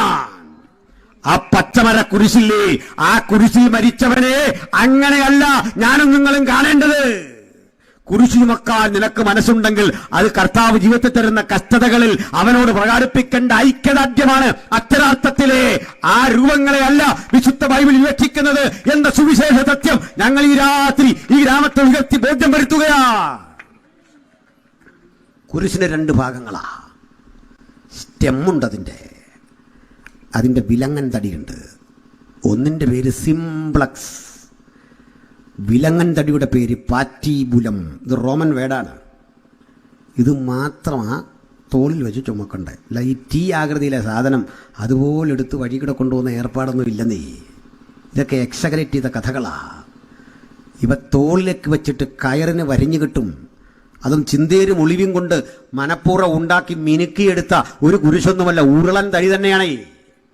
ആ തടി തോളിലേക്ക് വെച്ച് കെട്ടും. ഈ തീയാകൃതിയിലെ തടി അതേപോലെ എടുത്തുകൊണ്ട് പോകില്ല. സിംപ്ലക്സ് എന്ന് പറയുന്ന അതിന്റെ ആ തൂണുണ്ടല്ലോ, അത് ഓൾറെഡി പടയാളികളോടെ എത്തിച്ചിരിക്കും. സമയത്തിന് ക്രൂശീകരണം നടക്കണം. ഈ തടി അഴിച്ച് അതിൽ പിണച്ച കയറുകൾ കെട്ടി ഇതിലേക്കാണ് മനുഷ്യനെ ക്രൂശിക്കുന്നത്. ചരിത്രകാരനായ സ്ട്രാബോ, റോമിലെ ചരിത്രകാരൻ പറയുക, ഞാൻ കണ്ടതിൽ, ഞാൻ അറിഞ്ഞതിൽ ഏറ്റവും ഭയാനകം, ഏറ്റവും ഭീകരവുമായ മരണമാണ് ക്രൂശുമരണം. ക്രൂശിൽ മരിച്ചവന്റെ ശരീരം നിലത്തിറക്കി കിടത്തരുത്, ജലാശയത്തിൽ ഒഴുക്കരുത്, അഗ്നിയിൽ തീ കത്തിച്ച് കളയരുത്. ഹതഭാഗ്യൻ ഈ അധർമ്മിയെ ക്രൂശിൽ തന്നെ ഇടണം. കാരണം എന്തേ? ഇത് കാക്കകൾ കൊത്തിപ്പറിക്കാൻ കഴുകന്മാർക്ക് ഇരയായി തീരണം. യേശുവിനെ അനുവദിക്കാത്തതിന്റെ കാരണം ഒരു പ്രവചനത്തിന് നിവൃത്തിയ തന്റെ പരിശുദ്ധനെ ദ്രവത്വം കാണുവാൻ പിതാവ് സമ്മതിക്കയില്ല. അവന്റെ മരണത്തിൽ അവൻ സമ്പന്നന്മാരോട് കൂടെ. ഈ ക്രൂശ് മരണം അനുഭവിക്കുന്ന യേശുവിന്റെ സകല ചിത്രവും കണ്ടാൽ ഒരു ദയാവായ്പും ഒരു സങ്കടമൊക്കെ തോന്നും. പക്ഷെ ബൈബിളിലെ ക്രിസ്തു അങ്ങനെ ദയാവായ്പോടൊന്നും നോക്കിക്കിടന്ന ആളല്ലെന്ന്. ഡാവിഞ്ചി വരച്ച, പിക്കാസോ വരച്ച, മൈക്കിളാഞ്ചലോ വരച്ച ചിത്രത്തിലെ ക്രിസ്തു വേദന കൊണ്ട് പുളഞ്ഞ അസഹനീയനായിട്ട് അവിടെ കിടക്കല്ലേ. പക്ഷെ ബൈബിളിലെ ക്രിസ്തു പറയാ, എബ്രായ ലേഖനക്കാരൻ പറയാ, ദൈവകൃപയാൽ എല്ലാവർക്കും വേണ്ടി മരിപ്പാൻ, മരണം ആസ്വദിപ്പാൻ. മരണം ആസ്വദിക്കുക എന്ന് പറഞ്ഞാൽ എന്താ? പറയാം. ജന്മം കൊണ്ട് ഞാൻ ഒരു ഹൈ റേഞ്ചുകാരനാണ്. ഇപ്പോൾ കോട്ടയത്താണ്. ഞങ്ങൾ കഴിക്കുന്ന ചായ സത്യത്തിൽ നിങ്ങളാരും കഴിക്കില്ല. ഞങ്ങളുടെ ഒരു ചായ നിങ്ങളുടെ 4 ചായയാണ്. അത്ര കടുപ്പമാണ്. കാരണം ജനിച്ചു കൊള്ളുന്നത് ഈ തേയിലക്കകത്തൊക്കെ ആയതുകൊണ്ട് സ്ട്രോങ് ആവട്ടെ. ഞാൻ ട്രെയിനിൽ നിന്നൊരു ചായ കിട്ടിയാൽ അത് കുടിക്കുകയല്ല, അതിങ്ങനെ എടുത്ത് കുടിച്ചുകൊണ്ടിരിക്കുക. നമ്മുടെ മുഖം കണ്ടാൽ അറിയാം ഈ ചായ കൊള്ളൂല. ശരിയല്ലേ? മരുന്ന് കഴിക്കുന്നവൻ്റെ മുഖം കണ്ടറിയാം മരുന്ന് അവനെ അസഹ്യപ്പെടുത്തുന്നു. ആസ്വദിച്ച് കഴിക്കുമ്പോൾ മുഖം കണ്ടാൽ മനസ്സിലാവില്ലേ? അസ്വസ്ഥത വരുമോ? ലോകത്താരും മരിച്ചാലും വേദനാജനകമാണെങ്കിൽ ആസ്വദിച്ചു മരിക്കുക. എന്തിനാ? മക്കൾക്ക് വേണ്ടി. അമ്മ പട്ടിണി അനുഭവിക്കൂലേ? പണ്ടത്തെ അമ്മമാർക്കൊക്കെ അറിയാം. ഒരു കലത്തിൽ വറ്റ് നിറച്ചിട്ടേ 8ഉം 10ഉം മക്കൾക്ക് വീതം വെച്ച് കൊടുക്കുമ്പോൾ അമ്മയ്ക്കൊന്നും കാണൂല. ആ കലത്തിൽ വെള്ളമൊക്കെ ഒഴിച്ച് അമ്മ ഇങ്ങനെ കഴിക്കുന്ന പോലെ വരുത്തി തീർക്കുമ്പോൾ വിശപ്പ് അമ്മയെ ബാധിക്കില്ല. അങ്ങനെയൊക്കെ അനുഭവിച്ച അമ്മമാരിവിടെ ഉണ്ട്. സമ്മതിക്കാൻ ചിലർക്ക് മടിയുണ്ടേ. പുതിയ തലമുറയിലെ കുഞ്ഞുങ്ങൾക്ക് ഇങ്ങനെ അമ്മ നമ്മളെല്ലാം വളർത്തിയേ അല്ലേ? അമ്മയുടെ മുഖത്തെ സന്തോഷം എപ്പോഴാണെന്ന് അറിയണ്ടേ?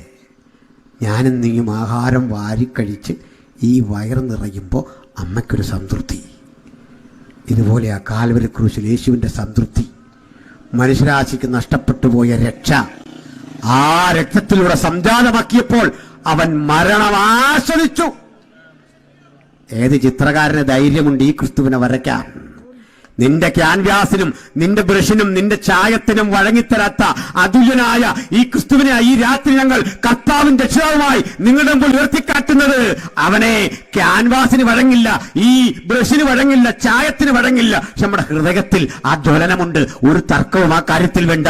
അവനെ ഹൃദയം കൊണ്ട് കണ്ടവർ, വെളിപ്പാട് കൊണ്ട് കണ്ടവർ, തിരിച്ചറിയുന്നവർ, അവരെ ഓർത്ത് ഞാൻ ദൈവത്തെ സ്തുതിക്കുന്നു. അപ്പോൾ യേശു ക്രൂശിൽ മരിച്ചപ്പോൾ നമ്മുടെ പാപങ്ങൾ നമ്മോട് ചേർത്തവൻ അതിനെ മുഴുവൻ സാംശീകരിച്ച് ജീവിതത്തിൽ തീർത്തു. അതിനുതകുന്ന ഒരു വസ്തുത പറഞ്ഞ് ഞാൻ അവസാനിപ്പിക്കാം. ലൂയി പാസ്റ്റർ എന്ന് കേട്ടിട്ടുണ്ടല്ലോ.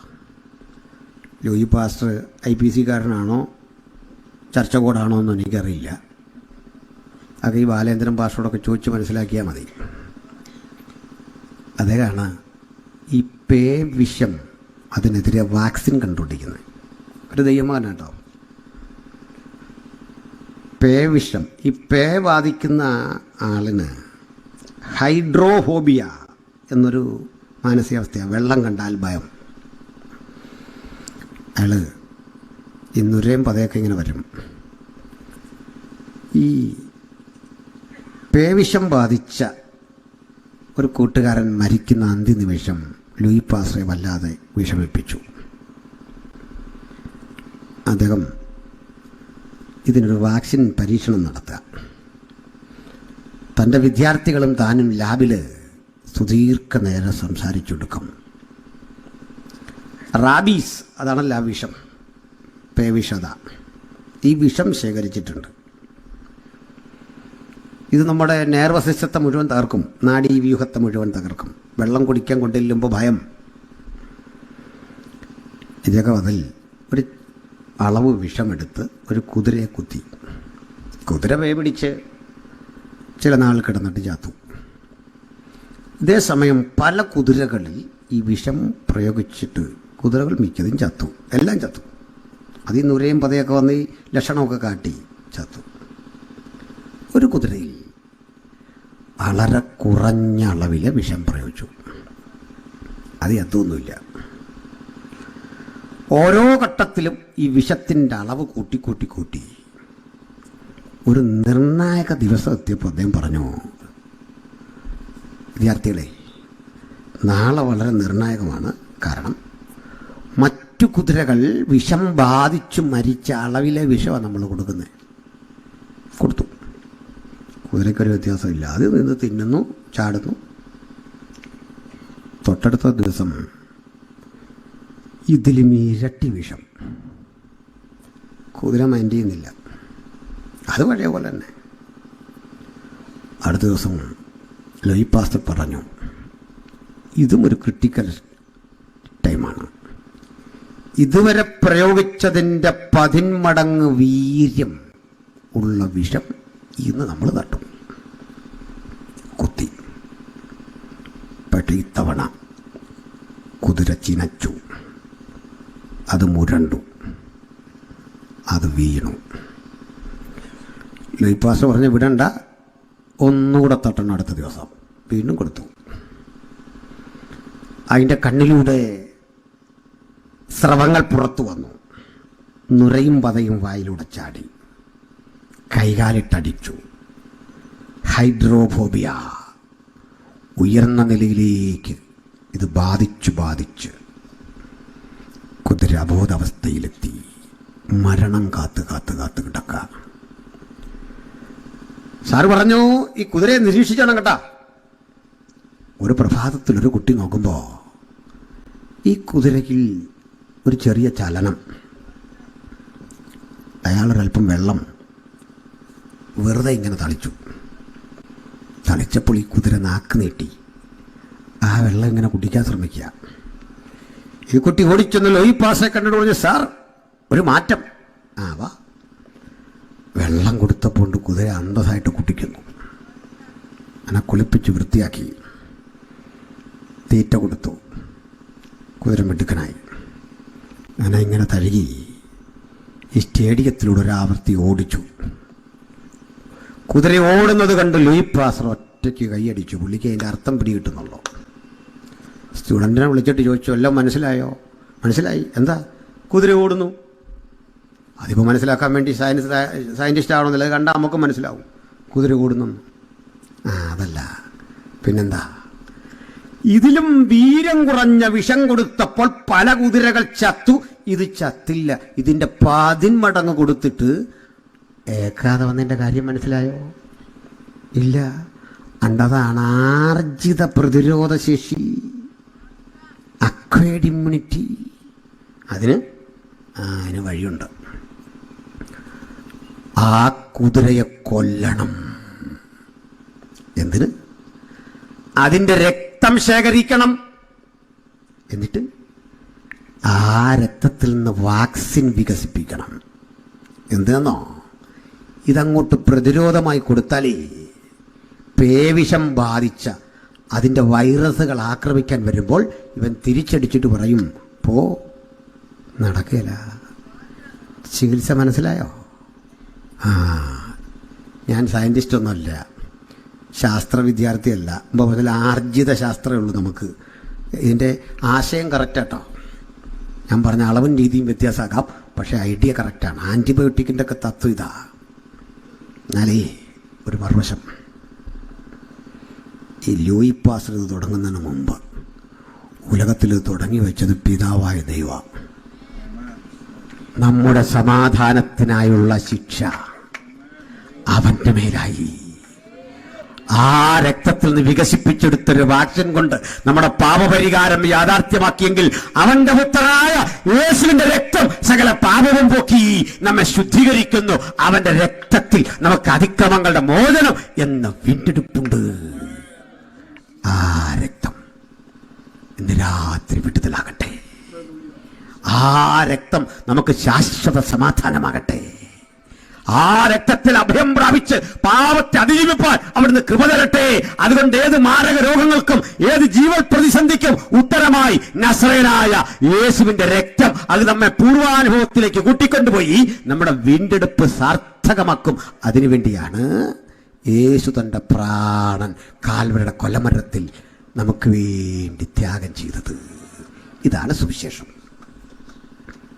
ഇനി എൻ്റെ പ്രിയ സഹോദരങ്ങളെ, ഈ മുഴുലോകവും ദുഷ്ടന്റെ അധീനതയിൽ കിടക്കവേ ആധിപത്യത്തിൽ നിന്ന് നമ്മെ രക്ഷിക്കാൻ ഈ രക്തത്തിൽ ആരഭയപ്പെടും അവർക്ക് മാത്രമേ വിടുതലുള്ളൂ. അതുകൊണ്ടാണ് വചനം പറഞ്ഞത്, കുഞ്ഞാടിൻ്റെ രക്തത്തിൽ തങ്ങളുടെ അങ്കി അലക്കി വിജയം പ്രാപിച്ചവർ ഭാഗ്യവാന്മാർ. ആ ഭാഗ്യപദവി ജീവിതത്തിൽ അനുഭവിക്കേണ്ടതിന് വേണ്ടിയാ ഈ യോഗം എന്നിവിടെ നടക്കുന്നത്. നാളെയും അടുത്ത ദിവസമൊക്കെ ദൈവം അനുവദിച്ചാൽ പ്രസംഗിക്കുന്നത്. ഇവിടെ സാത്താന്യ ശക്തികൾ പലതരം ആലോചനകളിലൂടെയാണ്. നമുക്കിന്നറിയാം, നമ്മുടെ ചുറ്റുപാടുകളിലേക്ക് കണ്ണോടിച്ചാൽ അനവധി കുടുംബങ്ങളിൽ ആ സാത്താന്യ ശക്തിയുടെ ആധിപത്യം നമുക്ക് കാണാം.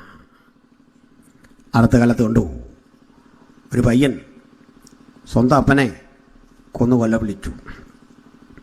എങ്ങനെയാണെന്നറിയണ്ടേ? ഹയർ സ്റ്റഡിക്കും വേണ്ടി മറ്റു പല സ്ഥലങ്ങളിൽ പോയി ഗവേഷണ പഠനത്തിനൊക്കെ നടത്തുന്ന കുട്ടികൾ അവിടെ ചൊല്ലുമ്പോൾ ഈ സിലബസ് ഒക്കെ വലിയ കട്ടിയാ. വിശേഷിച്ച് MBBS പഠിക്കുന്നൊക്കെ നല്ല കട്ടിയാ. ഫിസിക്സ് പഠിക്കണം, കെമിസ്ട്രി പഠിക്കണം, മാത്സ് പഠിക്കണം, അനാട്ടമി പഠിക്കണം, പല കാര്യങ്ങളുണ്ട്. നല്ല ഓർമ്മശക്തിയും വിവേകവും വേണം, സമർപ്പണം വേണം. ഇത് എളുപ്പത്തിൽ കിട്ടാനുള്ള ചില ടെക്നിക്കുകൾ ഇത്തരം കലാലയ പരിസരങ്ങളിൽ പല രൂപത്തിൽ വരും. എന്താണെന്നറിയണ്ടേ? നിങ്ങളുടെ ചിന്താപദ്ധതിയെ 1000 മടങ്ങ് ഉദ്ദീപിപ്പിച്ച് ഓർമ്മകളിലേക്ക് പെട്ടെന്ന് മൺമറഞ്ഞു പോയ പല കാര്യങ്ങളും കൊണ്ടുതരുന്ന ചിലതരം മയക്കുമരുന്ന് ഉൽപ്പന്നങ്ങളുണ്ട്. അതിപ്പോൾ കേരളത്തിലും സജീവമായി കഴിഞ്ഞു. ഇത് കുട്ടി കഴിക്കും, സൗജന്യ, പൈസ ഒന്നും വേണ്ട. 2-3 ആവർത്തി കഴിച്ചാൽ അവൻ ചോദിക്കുന്ന പൈസ കൊടുത്ത് പിന്നെ ഇത് വാങ്ങുമെന്നവൻ അറിയാം. അതൊരു കൂട്ടർ ചെയ്യുമ്പോൾ വേറൊരു കൂട്ടർ ചിലതരം മാന്ത്രിക ശക്തികളെ കൊണ്ട് ആഭിചാരക്രിയകൾ ചെയ്യിക്കുന്ന ആളുകളെ ചെന്ന് കാണും, കാണിക്ക വെക്കും. കർമ്മതന്ത്രങ്ങളിലൂടെ, മന്ത്രവാദങ്ങളിലൂടെ മനസ്സു മാറ്റി പരീക്ഷയ്ക്ക് വരുന്ന ക്വസ്റ്റ്യനും ആ ചോദിക്കാനിടയുള്ള സാധ്യതകളുള്ള കാര്യങ്ങളുമൊക്കെ മുൻകൂട്ടി അറിഞ്ഞ് പരീക്ഷ എഴുതി കൂട്ടി വിസ്മയം സൃഷ്ടിക്കും. ബുദ്ധി വികാസം പ്രാപിച്ചു, വളർന്നു. എങ്ങനെയാ ബുദ്ധി വളർന്നതെന്നറിയണ്ടേ? സ്വന്തം ബുദ്ധിയല്ല, അദൃശ്യമണ്ഡലത്തിലെ ഇത്തരം ശക്തികൾ മനസ്സിൽ കടന്ന് ഓപ്പറേഷൻ നടത്തി നിന്റെ കൺട്രോൾ മുഴുവൻ ഏറ്റെടുത്തു. എന്തുകൊണ്ടാ സീനിയർ കുട്ടികൾ ചെറിയ കുട്ടികളെ റാഗ് ചെയ്യുന്നുണ്ടോ? മയക്കുമരുന്ന് മാത്രമല്ല കാരണം. സാത്താന്യ ഉപാസന ഇന്ന് പലയിടങ്ങളിലും യാഥാർത്ഥ്യമായിരിക്കുക. എറണാകുളം പോലുള്ള വലിയ സിറ്റികളിൽ സാത്താന്യ ആരാധന ശക്തിപ്പെടുക. നമ്മൾ ഞെട്ടിപ്പിക്കുന്ന ഒത്തിരി കണക്കുകൾ പുറത്തുകൊണ്ടുവന്നോ? എന്തൊക്കെയാ കേൾക്കുന്നത്? സിനിമാ ലോകത്തെ മുഴുവൻ അതീന്ദ്രിയ ശക്തികൾ, അവയുമായി ബന്ധപ്പെട്ട ആളുകൾ കൈയടക്കി വെക്കുകയാ. അതുകൊണ്ട് പുറത്തിറങ്ങുന്ന ചിത്രങ്ങൾ പലതും വലിയ ഭീതിപ്പെടുത്തുന്ന വിധത്തിലെ കഥകൾ, പ്രമേയങ്ങൾ മനുഷ്യന് കൊടുക്കുക. പൈശാചികമായ ലോകത്തിന്റെ നിഗൂഢതകളിലൂടെ സാത്താൻ ഈ കുട്ടികളെയും ചിത്രകാരന്മാരെയും സംവിധായകരെയും ആർട്ടിസ്റ്റുകളെ മുഴുവൻ കൊണ്ടുപോകുക. വലിയ വിജയമല്ലേ? വലിയ സാമ്പത്തിക വളർച്ചയല്ലേ? അങ്ങനെ സിനിമാ ലോകം ദാ മയക്കുമരുന്നിന്റെയും മന്ത്രവാദത്തിന്റെയും അടിമത്തത്തിൽ. ശാസ്ത്രലോകം അങ്ങനൊക്കെ തന്നെ. നോക്കണേ, ശാസ്ത്രസത്യങ്ങളുടെ പിന്മുറക്കാരെന്നറിയപ്പെടുന്ന ആളുകൾ പോലും കടുത്ത അന്ധവിശ്വാസങ്ങളുടെ വഴിയിലൂടെ യാഗഹോമാദികളും സമയവും പ്രശ്നവും പ്രശ്നക്കാരനെയും ഒക്കെ കണ്ടെത്തിക്കൊണ്ട് ശാസ്ത്രസത്യങ്ങളെ തെളിയിക്കാൻ ശ്രമിക്കുന്ന ലോകം. നോക്കണേ, രാഷ്ട്രീയ ലോകവും വ്യത്യസ്തമല്ല. ഇലക്ഷൻ എടുക്കുമ്പോൾ രാഷ്ട്രീയക്കാരും മതം നോക്കാതെ എല്ലായിടത്തും വന്നിട്ട് ഇവിടെയും ദൈവം, അവിടെയും ദൈവം, അപ്പുറത്തും ദൈവം, കുമ്പനാടും ദൈവം, മറ്റൊരിടത്തും ദൈവം, ഇത് പറയുമ്പോൾ കൈയടിക്കാൻ നിങ്ങളെപ്പോലെ കുറേ മനുഷ്യരും. അങ്ങനൊന്നും ഈ കൈ വിട്ടുകൊടുക്കരുത്. എല്ലാവരും പ്രസംഗിക്കുമ്പോൾ അടിക്കാൻ സന്തോഷമില്ല. അതും ശരി, ഇത് ശരി, അപ്പുറത്തെ ശരി, അങ്ങനെ ഒത്തിരി ശരികളുടെ കോംപ്രമൈസിനുള്ളതല്ല ഈ പുസ്തകത്തിൻ്റെ വക്താക്കളുടെ ജീവിതം. ഒരു ശരിയേ ഉള്ളൂ എന്നാണ് നമ്മൾ വിശ്വസിക്കുന്നത്. ഒറ്റ ശരി. ശരി രണ്ടില്ല സുഹൃത്തെ, ഒറ്റ ശരി. ഞാൻ തന്നെ വഴിയും സത്യവും ജീവനുമാകുന്നു. ആ സത്യമാ പരമപ്രധാനം. മുഴു ലോകവും ദുഷ്ടന്റെ അധീനതയിൽ കിടക്കുമ്പോൾ സാത്താന്യ ശക്തികളായി ഇന്ന് ഇത്തരം മണ്ഡലങ്ങളെ മുഴുവൻ ഭരിക്കുമ്പോൾ ഒരു കാര്യം ഓർത്തോ, ആദ്യഘട്ടത്തിലെ ഈ ബുദ്ധിവികാസമൊക്കെ കഴിയുമ്പോൾ നേരെ തിരിച്ചിറങ്ങും, ഒരു ഡിസെൻഡിങ് ഓർഡറിലേക്ക് പോകും. കുട്ടിക്ക് പഴയ ഓർമ്മയില്ല, പഴയ ബുദ്ധിശക്തിയില്ല. ഒരു മതിഭ്രമം ബാധിച്ചവനെ പോലെ സ്ഥലകാല സീമകളെ കുറിച്ച് ഓർമ്മയില്ലാതെ, അറിവില്ലാതെ, നല്ല നിലയിൽ പണ്ട് പഠിച്ച് +2 പാസ്സായ കുട്ടിയെ, ആ എഞ്ചിനീയറിംഗിനും മെഡിസിനും ഒക്കെ വിട്ട കുട്ടിയാ ഇന്നിതേ നിലയൊക്കെ മാറി, രീതിയൊക്കെ മാറി, രൂപമൊക്കെ മാറി, കോടികൾ മുടക്കി പഠിക്കാൻ അയച്ചതാ. ചൈനയിലും റഷ്യയിലും ഒക്കെ അയച്ചതാ. ഇന്ത്യയിൽ തന്നെ പലയിടത്തും ക്യാപിറ്റേഷൻ ഫീസ് കൊടുത്ത് അയച്ചതാ. പക്ഷെ രക്ഷയില്ല.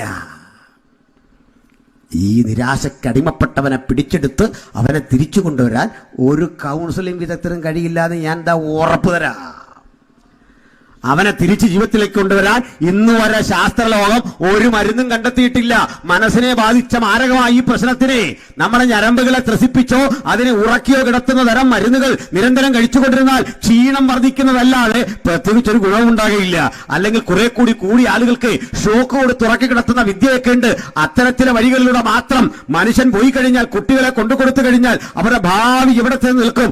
അനിശ്ചിതത്വത്തിന്റെ ആ ലോകത്തിലാ പലരും ചെന്ന് നിൽക്കുന്നതെങ്കിൽ ഇത്തരം ബന്ധങ്ങളെ തകർക്കാൻ ഒരു ശാസ്ത്രവിധിയുമില്ല, ഒരു മന്ത്രവാദിക്കും ഒരാഭിചാരകനും കഴിയില്ല. എങ്കിൽ ഇതാ ഇതിന് മീതെ ജയം തരാൻ കഴിയുന്ന സ്വാതന്ത്ര്യത്തിന്റെ വക്താവായ നസ്രേനായ യേശുവിന്റെ സുവിശേഷം ഉയർത്തിക്കാട്ടിക്കൊണ്ട് ഞങ്ങൾ പറയുന്നു, സ്വാതന്ത്ര്യത്തിനായി ക്രിസ്തു നമ്മെ സ്വതന്ത്രരാക്കി. അടിമനുഖത്തിൽ കുടുങ്ങിപ്പോകരുത്. വിലപിക്കുന്ന നിന്റെ കുടുംബത്തിന് ഉത്തരം തരാൻ, നിന്റെ തകർച്ചയ്ക്ക് പ്രതിസന്ധിക്ക് ഉത്തരം പകരാൻ, നിരന്തരം ശാപം ഏറ്റുവാങ്ങി തകർന്നുടഞ്ഞ നിന്റെ ജീവിതത്തിന് ഉത്തരം തരാൻ ഒരു വഴിയും എന്റെ ജീവിതത്തിലില്ല. നിരാശ മാത്രം ബാക്കി ആത്മഹത്യയുടെ മുനമ്പത്ത് നിൽക്കുന്ന നിനക്കൊരു പ്രശ്ന പരിഹാരം തരാൻ നസ്രയനായ യേശുവിന്റെ ദയാവായ്പിന്റെ സുവിശേഷം ഇതാ ഈ രാത്രി ജീവസുറ്റ അനുഭവത്തോടെ ഇന്ന് നമ്മുടെ മധ്യേ സഞ്ചരിക്കുന്നു. അത് ഈ അകത്തിരിക്കുന്നവർക്ക് മാത്രമല്ല, ഭവനങ്ങളിൽ ദൂരത്തെ വഴിയരികിൽ ഈ ശബ്ദം ഏകാഗ്രതയോടെ ശ്രവിക്കുന്ന സകലർക്കും സുവിശേഷം വിമോചനമാണ്. അതിന് പണച്ചെലവില്ല സ്നേഹിത. അത് നിനക്ക് വേണ്ടി, നിന്റെ കുടുംബത്തിന് വേണ്ടി ഇന്ന് ഇടപെട്ടുകൊണ്ടിരിക്കുന്നു. ആർക്ക് വേണം ഈ സുവിശേഷത്തിന്റെ ചൈതന്യം? ആർക്ക് വേണം ഈ സുവിശേഷത്തിന്റെ ബലം? അത് വിശ്വസിക്കുന്നവർക്ക് രോഗശാന്തിയാണ്, മാരക രോഗങ്ങളെ അതിജീവിക്കാൻ കൃപയാണ്. മാനസിക രോഗങ്ങളുടെ മീതെ, ഭ്രാന്തിന്റെ മീതെ മനുഷ്യൻ ചികിത്സിച്ചിട്ടും കൗൺസിലിംഗ് നടത്തിയിട്ടും മാറാത്ത മാരക പ്രതിസന്ധികൾക്ക് മീതെ, അല്ലെങ്കിൽ കാർമേഘം പോലെ കലുഷിതമായ ശാപങ്ങൾക്ക് മീതെ ശാശ്വത സമാധാനം നൽകുന്ന ഈ സുവിശേഷം ആർക്ക് വേണം? ഈ ക്രിസ്തു ചൈതന്യം, ഈ ക്രിസ്തുവിനെ ഹൃദയത്തിൽ സ്വീകരിപ്പാൻ, ഈ സ്വാതന്ത്ര്യം കരഗതമാക്കാൻ ഒരാളെങ്കിലും ഇന്ന് രാത്രി ആഗ്രഹിക്കുന്നെങ്കിൽ എനിക്കായി, എന്റെ കുടുംബത്തിനായി, എന്റെ കുഞ്ഞിനായി, എന്റെ പ്രിയപ്പെട്ടവനായി ഒന്ന് പ്രാർത്ഥിക്കണേ. അതിന് പണച്ചെലവില്ല സുഹൃത്തേ, എന്റെ കുഞ്ഞെ. അതിന് യാതൊരു വിധത്തിലുള്ള വഴിപാടുകളുടെ ആവശ്യമില്ല, അതിന് നേർച്ച കാഴ്ചകൾ ആവശ്യമില്ല. ഇതാ പ്രവർത്തിക്കുന്ന ഒരു യേശു, ഇതാ അതിന്റെ ജീവിതത്തെ കണ്ടറിഞ്ഞ് സുഖപ്പെടുത്തുന്ന ഒരു ദൈവചൈതന്യം, അടിമുടി ചികിത്സിച്ച് നിന്നെ പൂർവാവസ്ഥയിൽ എത്തിക്കാൻ കഴിയുന്ന ആ മനോഹര സ്ഥലത്ത് നീ എത്തിയിരിക്കുന്ന ലോകത്തിലെ ഏറ്റവും വലിയ വിടുതലിന്റെ കേന്ദ്രം ഏതെങ്കിലും തീർത്ഥാടന കേന്ദ്രമല്ല, മനുഷ്യൻ പടുത്തുയർത്തിയ അമ്പര ചുംബികൾ, പണം കൊടുത്ത് മനുഷ്യൻ വാങ്ങുന്ന ഏതെങ്കിലും തരത്തിലെ ശില്പങ്ങളല്ല, മറിച്ച് ജീവിക്കുന്ന ക്രിസ്തുവിന്റെ ചൈതന്യം. അത് ഹൃദയത്തിൽ ഏറ്റുവാങ്ങ്. നീ സൗഖ്യപ്പെടുന്ന രാത്രി, അനുഗ്രഹിക്കപ്പെടുന്ന രാത്രി, ആർക്കും വഴിതടയാനാവാത്ത വിധത്തിൽ നിന്റെ ഉയർച്ചകൾ മുന്നോട്ട് കുതിക്കുന്ന രാത്രി, ആരും തടയാത്ത വിധത്തിൽ നിന്റെ അനുഗ്രഹങ്ങൾ മുന്നേറുന്ന രാത്രി, ആർക്കും വഴിതടയാനാവാത്ത വിധത്തിൽ നമ്മുടെ മുന്നേറ്റങ്ങളുടെ രാത്രി. അതിന് പ്രായം തടസ്സമല്ല, പണപരമായ പിന്നോക്കാവസ്ഥ തടസ്സമല്ല, ഏത് ജാതി, ഏത് വർഗം, ഏത് വർണ്ണം, അത് വ്യത്യാസമല്ല. ഇതാ പ്രവർത്തിക്കുന്ന യേശു. ആർക്ക് വേണം ഈ ക്രിസ്തു ചൈതന്യം? നാഥ, എന്നെ ഒന്ന് തൊടണമേ. ഞാൻ മാരക രോഗി, സൗഖ്യമാക്കണമേ.